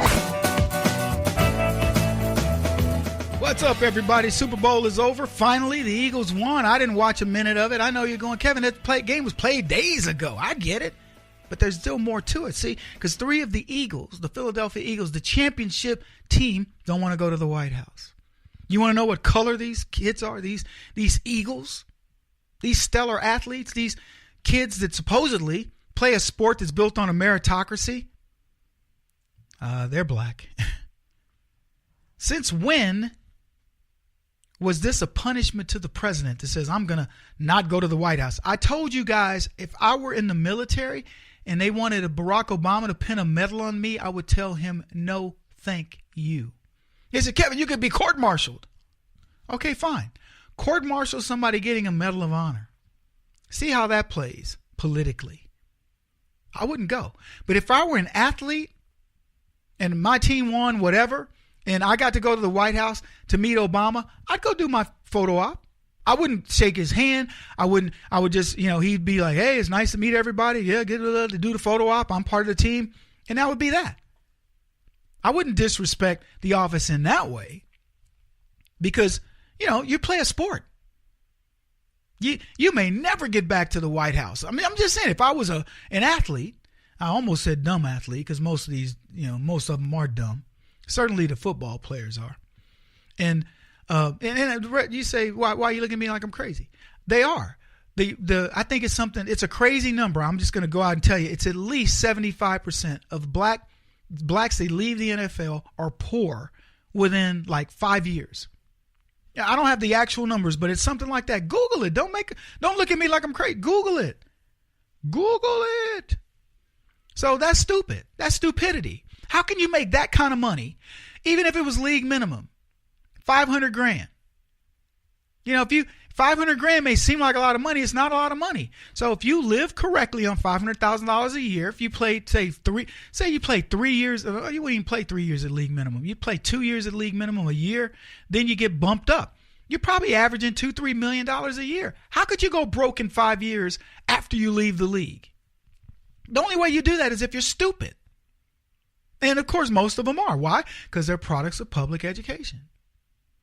Oh, Kevin, they're college kids. Yeah, right. If you go, they got a college section called Negro classes. They're just stupid classes. And here's the sad part. White boys take them too. They graduate and they're like, well, I didn't make it to the NFL, so now I got this degree in health something or another that has nothing. Nobody wants them. They don't even have enough sense to be coaches. I'm just saying. They're stupid. So does it surprise you that I tell you that these young blacks that don't want to go meet the president of the United States, to hang out in the White House for some time, understand a whole different lifestyle than they've ever seen in their lives? They don't want to open their minds up to that. Why? Because they got a philosophical issue with the president who would dare say, I don't believe in your Black Lives Matter kneeling nonsense. It's a protest for Colin Kaepernick. How do you think this is going to play long term for their when they get out of the NFL? You think people aren't going to remember it? You think people, they stood firm. It's going so great for Colin Kaepernick. He made a $20,000 donation to somebody like that radical lady. Again, he'd already given money to him, but if he did it again, I thought it was the same story. But if it's a different story, congratulations to him. Watching in a year how much money Colin Kaepernick is donating to charity. Let's see how well his career tracks. Because Colin Kaepernick had a contract making $100 and something million over 3 years. Let's see how he does as a social justice warrior. Yeah. Don't want to go to the White House. Donald Trump said this: we've already created nearly 2.6 jobs since the election, including more than 200,000 new manufacturing jobs alone. We're bringing back those four magnificent words, made in the USA. And the Eagles, Black Eagles, don't want to go to the White House for a man who's got unemployment at the lowest level for blacks in history, gave more money to historically black colleges and universities than Obama did, triple, in fact, more money to historically black colleges and universities when he should have just abandoned them, let them implode on their own, but he didn't. A man who's proven that he's more spiritual than Obama could even think to be, something that blacks claim that they embrace as our spirituality. And these knuckleheads don't want to go to the White House. I don't want to be seeing no Donald Trump. You want to know why? Because they don't get street cred. If they're seen with Trump, black people back home, and man, I can't believe you went to the White House. Let me tell you something. There are a lot of black folks on those Philadelphia Eagle team, and they're going to the White House. 3 black holdouts. If I were the Eagles, I'd trade their sorry butts. Holdouts. Don't even know why. Holdouts on a lie. Let me tell you something. You mark my words. These guys, oh, by the way, what else did Trump do for black people? We forget. He freed 2 black dudes who were shoplifting in China. Now, I'll tell you something, and you know already that this is a fact. If those kids were under a Barack Obama presidency, they'd still be in China. And after freeing these kids, the father has the nerve to say, I could have done it. Doesn't want to credit Donald Trump. Black folks have forgotten it, like it didn't even exist. It's ridiculous, folks. And then they wonder why the NFL suffers. And you think I'm going to watch the NFL? I'm not watching another down of NFL football. Didn't miss it this time. I ain't going to miss it later. Anyway, we got a ton to talk about. There was a thing where Trump went into a manufacturing plant and he spoke, and I loved it because he called out the Democrats. He says, we got them, scoundrels. And he talked about them. I want to talk about that. I absolutely do. Another thing I want to talk about is this idea that Donald Trump shouldn't meet with Robert Mueller. Most ridiculous thing I've ever heard in my life. We'll talk about that a little bit. We'll get into some more tweets. And anyway, I was going to talk about this manufacturing plant. People were talking about how they're going to use their tax cuts. And I think it's great because Donald Trump is showing he's in touch with the little guy. What they want to do with that money. Why that money is so significant, no matter how small it may appear to others. This is the Kevin Jackson Radio Show. Do you owe back taxes to the IRS or state? The secret to avoiding the IRS nightmare is to seek professional representation. My friends at Security Tax Associates provide the most cost-effective and ethical representation in the industry while helping to avoid seizures, levies, and wage garnishments. Security Tax Associates is here to ensure that the appropriate steps are taken to permanently eliminate any possibility of future tax burdens once and for all. For a free, no-obligation consultation, contact Security Tax Associates, 844-779-4177. That's 844-779-4177. 844-779-4177. Or visit them at securitytaxassociates.com.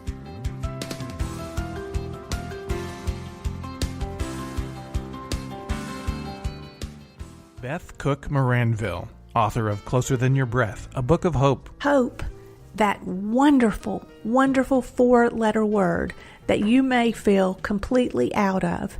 I wrote this book to give you great hope. It's not too late. If fetal position is an all too familiar place for you, I understand.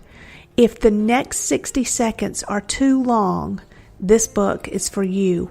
Wherever you are right now, whether you're dealing with divorce or death or sickness, take hope. You are going to make it through this pain. Don't roll your eyes. I've walked this road and I know it. The best is yet to come. Closer Than Your Breath, a book of hope from author and speaker Beth Cook Moranville, can be found on Amazon.com or Kindle.com. For more information, visit closerthanyourBreath.com or on Facebook at Closer Than Your Breath.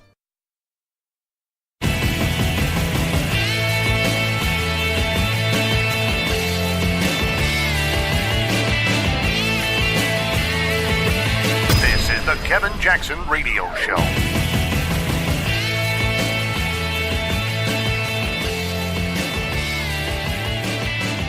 More good news for leftists. Welcome, everybody. Kevin Jackson here. If you're a leftist listening to the program, in this segment, you're going to be like, ooh, look at there, Kevin Jackson. What's up now, brother man? Huh?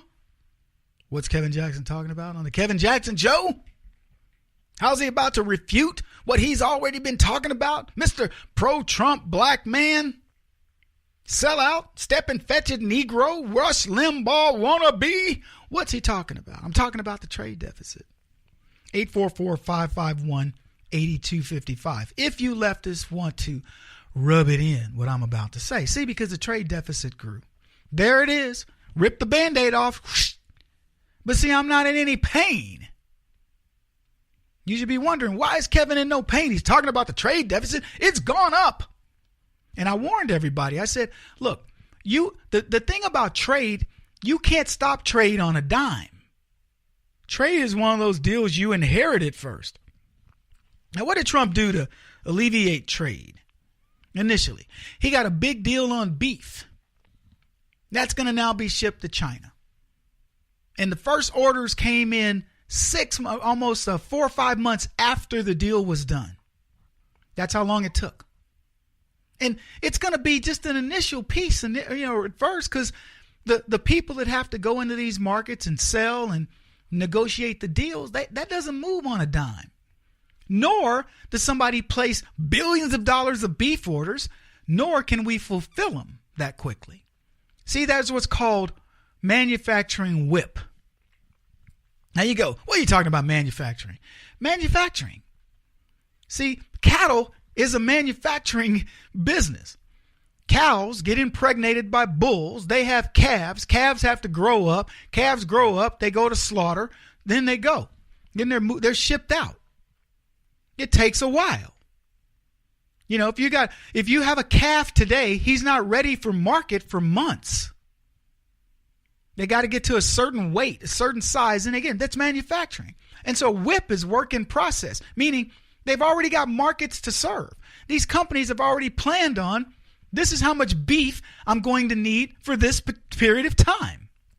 They don't want to over cattle because then they got to feed them. So you try to plan the market for what the demand is. So they're just starting to understand the demand of the Chinese market. It isn't like it just happens overnight.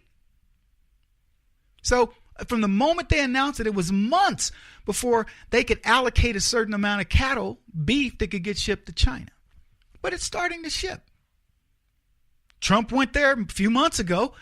He got 183 new products that can be sold to China. I told you guys, I said, look, you can't move this on a dime. These people now who've never had the Chinese market, been able to sell in the Chinese market, now got to staff up. They got to put offices over there. They got to find Chinese-speaking salespeople. So what they tend to do is they'll send somebody over, a gaijang, a white dude, and that person will go over and then negotiate, find people that understand the business and can cut through the red tape, pardon the pun, of the red China, and then they start selling product. But you're talking about months of setup and getting things going.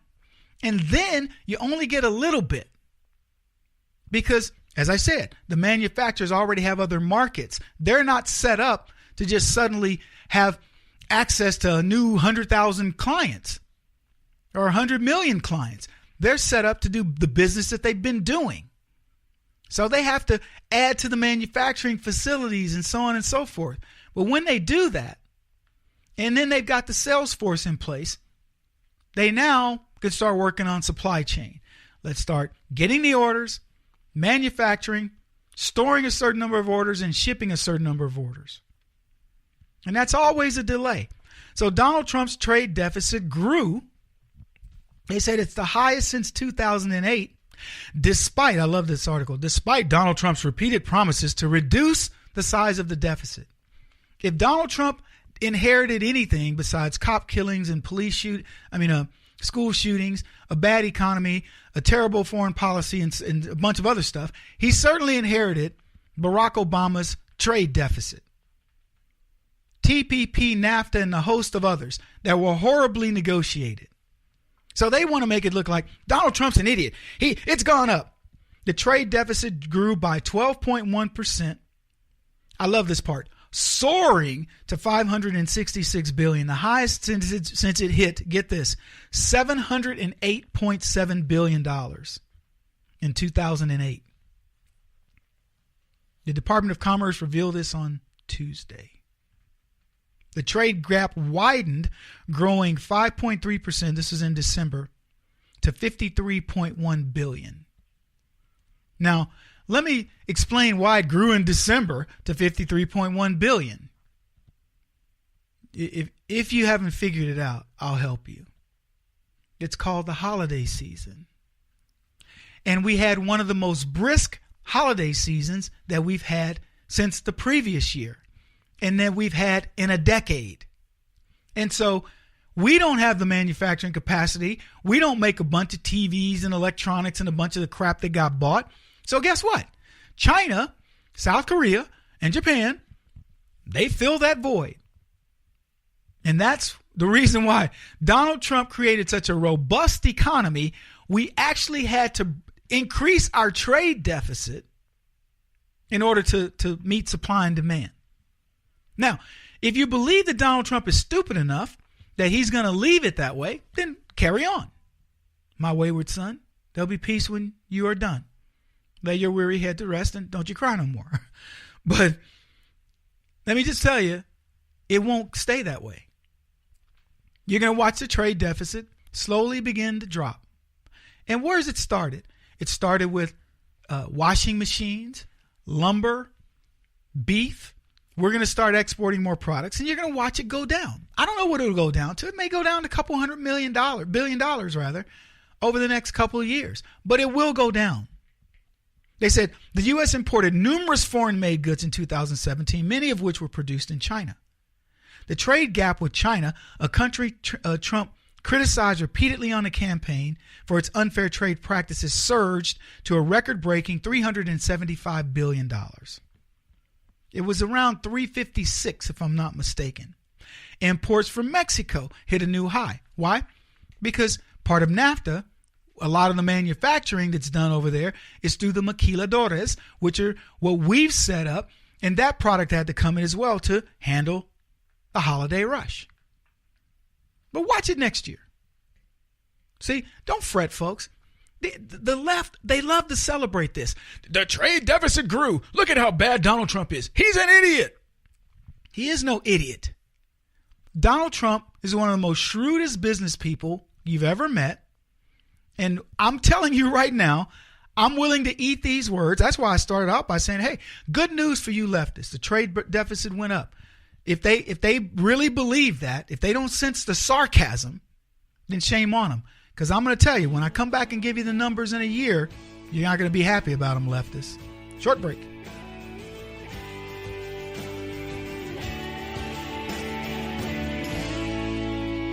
This is the Kevin Jackson Radio Show.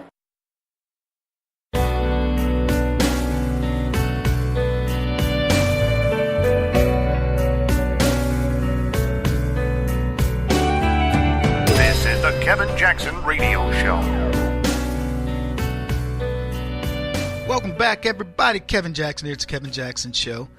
A lot of people, we're talking about trouble today. And there is a saying that the trouble with most of us is that we would rather be ruined by praise than saved by criticism. And I talk about this a lot with how people raise their kids. You know, kid will say, look, Mom, look. And they'll bend over and pick something up, and the parent will be like, oh, look at you, you're so amazing, yeah, just so, you know, if you're smart, you'll say, boy, stop, who cares, you're gonna be picking stuff up for the rest of your life. Don't even bother me to look at that kind of nonsense. And it's tough love, but you're telling your kid, when you tell me to look, it needs to be something significant. But I think about that in the context of a couple of people. The first one is John McCain. I get asked a lot, I ask this question a lot, what would make John McCain constantly just go again? He's a Republican theoretically, but he's always looking for praise from the other side. And here's my guess. When he gets elected, he pretends to be a Republican. He gets elected, so he says, okay, I can abandon them. Now I'm going to win over this other side. And when I win them over, it's going to make everybody else see that I'm a good guy. And on my other side, they will soften towards me, and then I'll have everybody will love me. That's the complex. Everybody's going to love me. And I always get curious about people that want this adulation from everybody. What is it about that? I mean, look, I've done stand-up, I've done, radio, TV, etc. Yeah, sure, it feels good when people go, that's good stuff. Let me tell you, the best thing that happens to you is when somebody goes, that's not funny. That's not good. Nah. If you're preparing for a set and everybody's just like, yeah, that's the man. Yeah, you the bomb. You're going to go out there and you're going to be the bomb because you're going to bomb. What is the problem with telling somebody, hey, that dress does make you look fat? You ask. You know, it's weird to me that we live in this age where people need to look. I'm not telling you want people beating up on you all the time, but if somebody says, you know, what's my sense of fashion? You go, you don't have a sense of fashion. You go, what? I feel like I dress good. No, you don't. You don't dress well. And you know what? So if somebody tells you that, and then you go and you say, you know what I'm going to do? I'm going to go Google what's in, what's fashionable, and I'm going to start building my wardrobe. And then they go to work. Versus just saying, yeah, hey, man, it's your own personal style. You know what I'm saying? Yeah, you go do your thing, girlfriend.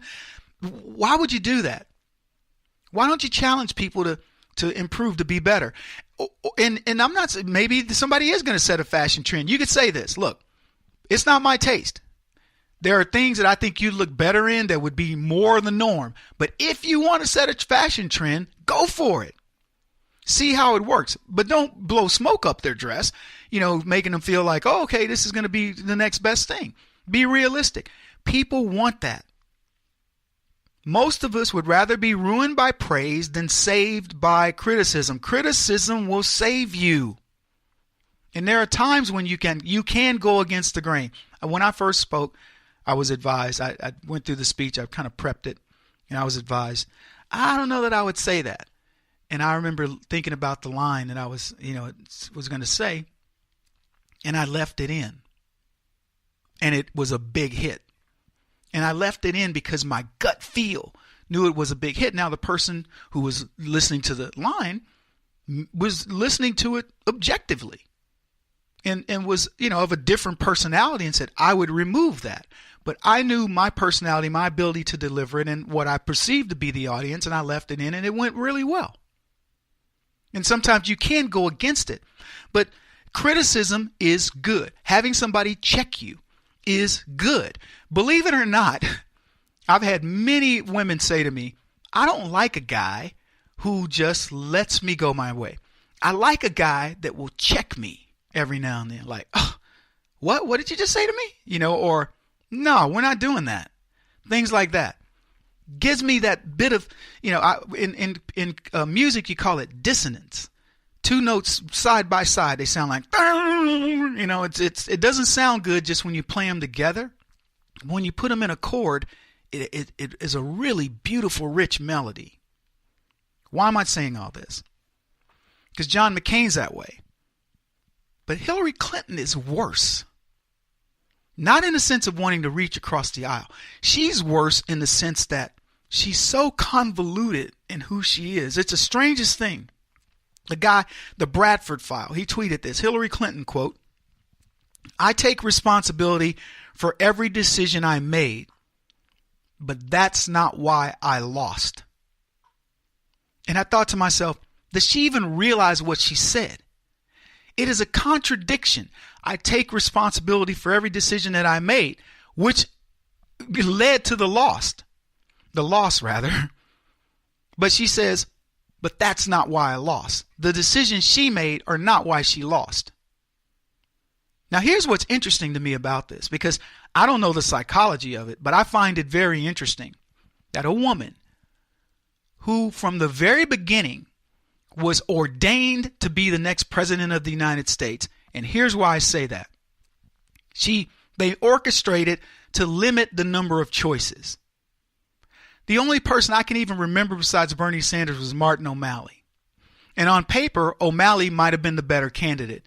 50 plus years old, young guy, good looking guy, former governor of Maryland, I believe. He's got the pedigree.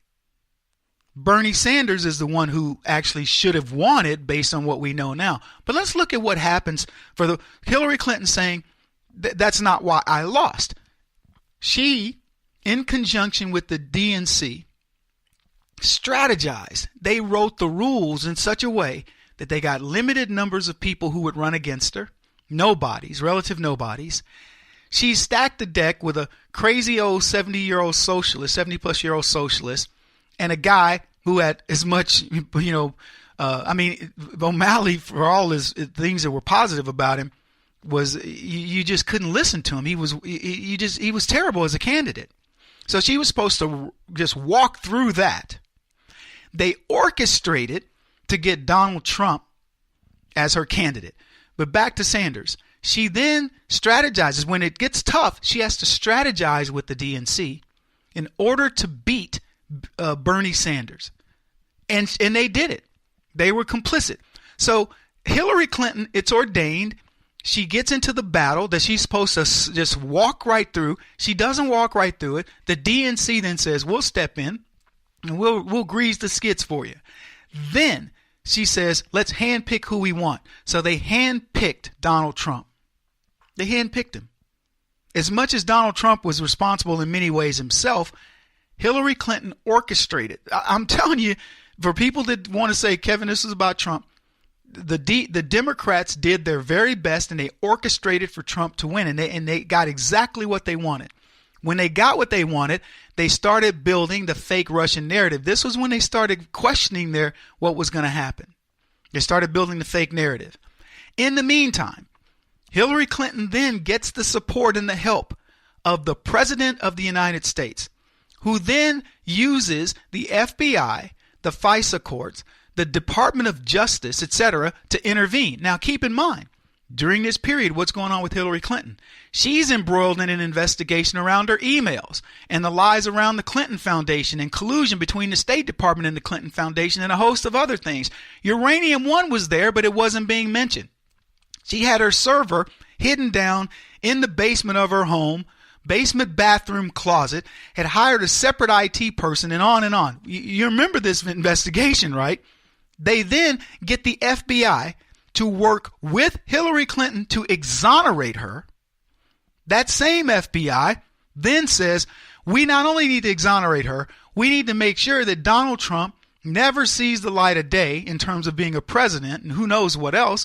So they decide they're going to collude against Donald Trump. And Hillary Clinton says, I take responsibility for every decision I made, but that's not why I lost. Hillary Clinton was not supposed to lose. Period. I'm trying to figure out why she says this. The only thing I can figure is she's saying, I made sure we dotted every I, crossed every T. I did every crooked thing I could do on the planet. And that's the reason. And I lost because somebody dropped the ball. I was supposed to win. It doesn't matter what my decisions were.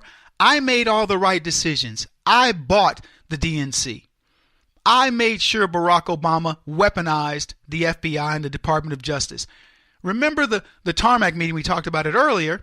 Hillary Clinton got her husband to commandeer the Department of Justice leader at the time, Attorney General Lynch, to promise her probably this SCOTUS position. That's the theory. She lined everything up. So where did the ball get dropped? I don't know. But you got to question the pathology of a woman who can't admit that she lost against all odds. She was not supposed to lose. That has to be the most embarrassing thing that the Democrats have ever done. Kevin Jackson on the Black Sphere Radio Network. Do you owe back taxes to the IRS or state? The secret to avoiding the IRS nightmare is to seek professional representation. My friends at Security Tax Associates provide the most cost-effective and ethical representation in the industry while helping to avoid seizures, levies, and wage garnishments. Security Tax Associates is here to ensure that the appropriate steps are taken to permanently eliminate any possibility of future tax burdens once and for all. For a free, no-obligation consultation, contact Security Tax Associates, 844-779-4177. That's 844-779-4177. 844-779-4177. Or visit them at securitytaxassociates.com.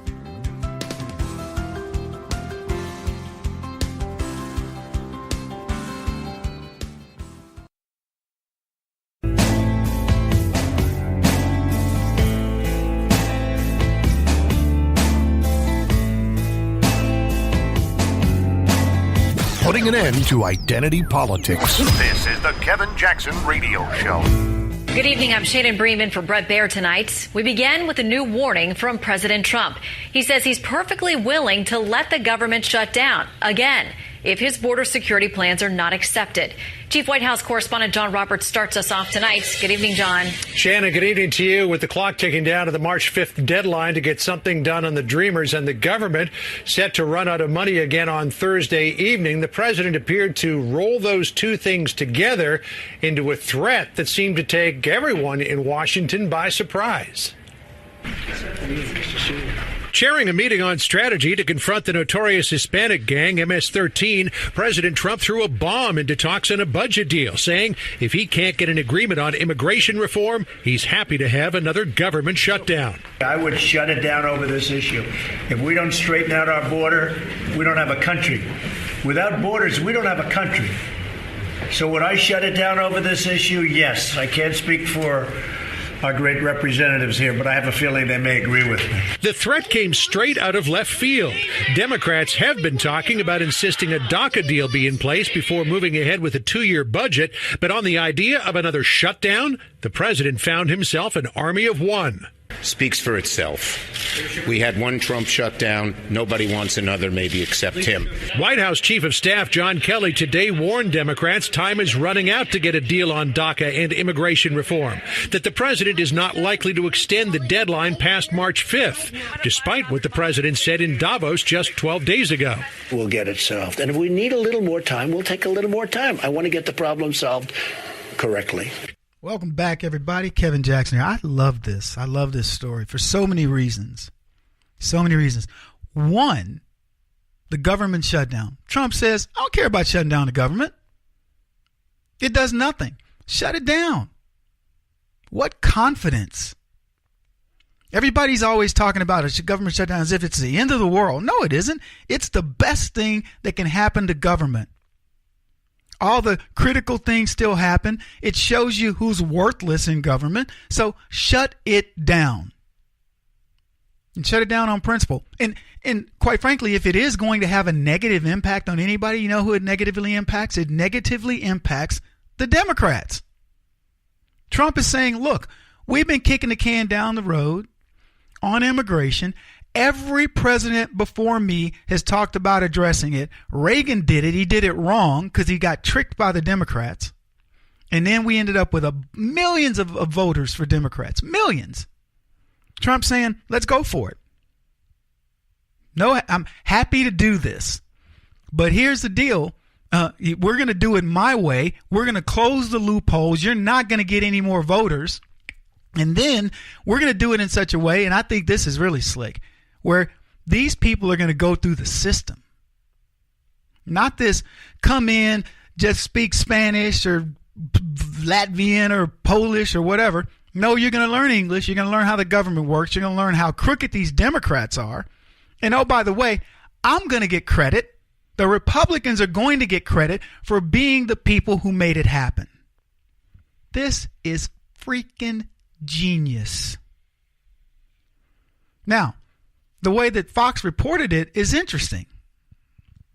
Clock is ticking down on government funding. The president combined DACA with the government shutdown. But here's what he did that was really slick. He used the backdrop of getting MS-13 out of the country. Guys, do you understand the optics of this? He's saying, we got all these bad gangbangers here. I'm going to get them out. I'm trying to help these kids that you claim you want to help. So I'm going to build a fence that's going to keep these gangbangers out. I'm going to do things that keep the bad guys out. I'm going to let the good guys stay in, but you're going to have to fund it. And then he said this. What a good comment. Without borders, we don't have a country. Now, you can be open borders. You can talk to me about, oh, they're so good about it in Britain and all these other places. What he was saying is, if you just let people come across your borders and you don't bring them in through the legal system, you don't have a country. You want to have open borders? We have open borders through our legal immigration system. If we were shutting people out, and saying we don't want anybody, which for the record, there are some people out there going, do we really need any more of these folks? And I don't necessarily blame them. But what Trump is saying, if you don't have borders, you don't have a country. Argue against that. You say, I have a house. Okay, if you don't have a fence and you leave your doors open, is it really your house if you invite everybody in? Or is it a community house? Because most people I know, they know the dividing lines. If they didn't matter, ask yourself this question. Why do we have the border? Why is it that we know exactly where Mexico begins and America begins? Because we have a border. And if that border is not recognized and people are just crossing it and coming from one sovereign nation into another, do you really, for all intents and purposes, let's just call it United States of Mexico? Because let's annex Mexico. I'm not advocating for this, but we might as well annex them because that's essentially the way they're behaving. This is ridiculous. Anyway, it's perfectly set up. Democrats are in big trouble over this. And what does Chuck Schumer say? Oh, it's out of left field. Oh, this is crazy. He wants to shut down the government. And Trump what's funny about it is Trump makes no bones about it. I will shut down the government. I don't care. I'm right on the issue. I framed it in such a way, it doesn't matter how you do it, it's going to look bad on you. That is truly the rock and the hard place. I've talked about this before. This is brilliant. And what's funny to me is the Fox News guy saying it came out of left field, that the Democrats don't know what's going on. This is quintessential Donald Trump. This is a guy who says, oh, you thought we were just going to talk about government shutdown. No, we're going to mix it with DACA. Dun, dun, dun, dun. And then, I forget the guy, the reporter, older guy at Fox, but he alludes at the end that, Schumer alludes that Trump is standing by himself. He's the only one that wants this. And what Schumer doesn't understand is Trump doesn't care if he's standing by himself. But what the reporter at the very end, when he talks about Donald Trump as throwing these guys for a loophole, that was what I found actually most interesting. He alludes that Trump lied about a little more time. He didn't. Trump did exactly what he said he was going to do. This goes back to me telling you, he's ambiguous a little bit. He says, if you need a little more time, we'll use it. I want to get a deal done. If you need a little more time, we'll get it. We'll ask for it. He's given him a little more time. That's what he came back and he did. That's what cracks me up about him. They'll say, well, he's lying. He said he was going to give him more time. Yeah, he said he was going to give him more time. He gave him more time. Now they've got an ultimatum. And here's what I want you to watch as this plays out leading into March 5th or whatever the date is. Watch how this plays out. Because you're watching a guy who really knows how to negotiate a deal. And I'm not trying to overplay this. The reason why I can talk about this way is I've done deals like this at the level of major corporations. I'm talking about having to sell multi-million-dollar deals. And I'm telling you, watching Trump do this is truly masterful. You're going to watch the Democrats slowly start. Chuck Schumer says, oh, he's out in left field. Watch how far out in left field Trump is, because if he's out in left field, let me tell you what, I believe Trump is standing on home plate after knocking a home run. Because these guys are going to, over the next close to a month, they're going to slowly start to crack. And you will watch. I'm going to predict it. Trump I don't know what's going to happen with the budget.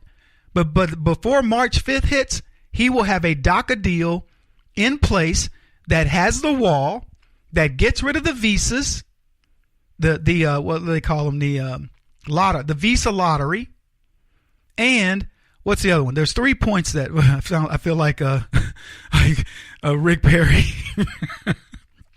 Long story short, ends chain migration. He's going to have all of those deals with the wall, and he'll let these guys come in. They will not be able to bring in their parents and whatever else, or their uncles and grandparents and all these other things, and that'll be the end of it. And we will have solved our immigration issue. And here's what the Democrats are afraid of. They know this ends the gravy train. There's no other group of people that they can bring over and manipulate like they can the Mexicans. That's why they're fighting this tooth and nail, even though they've said that they've agreed to it. He won't stop until he's the top-rated radio talk show host in America. What kind of weird competitive freak are you? This is the Kevin Jackson Radio Show.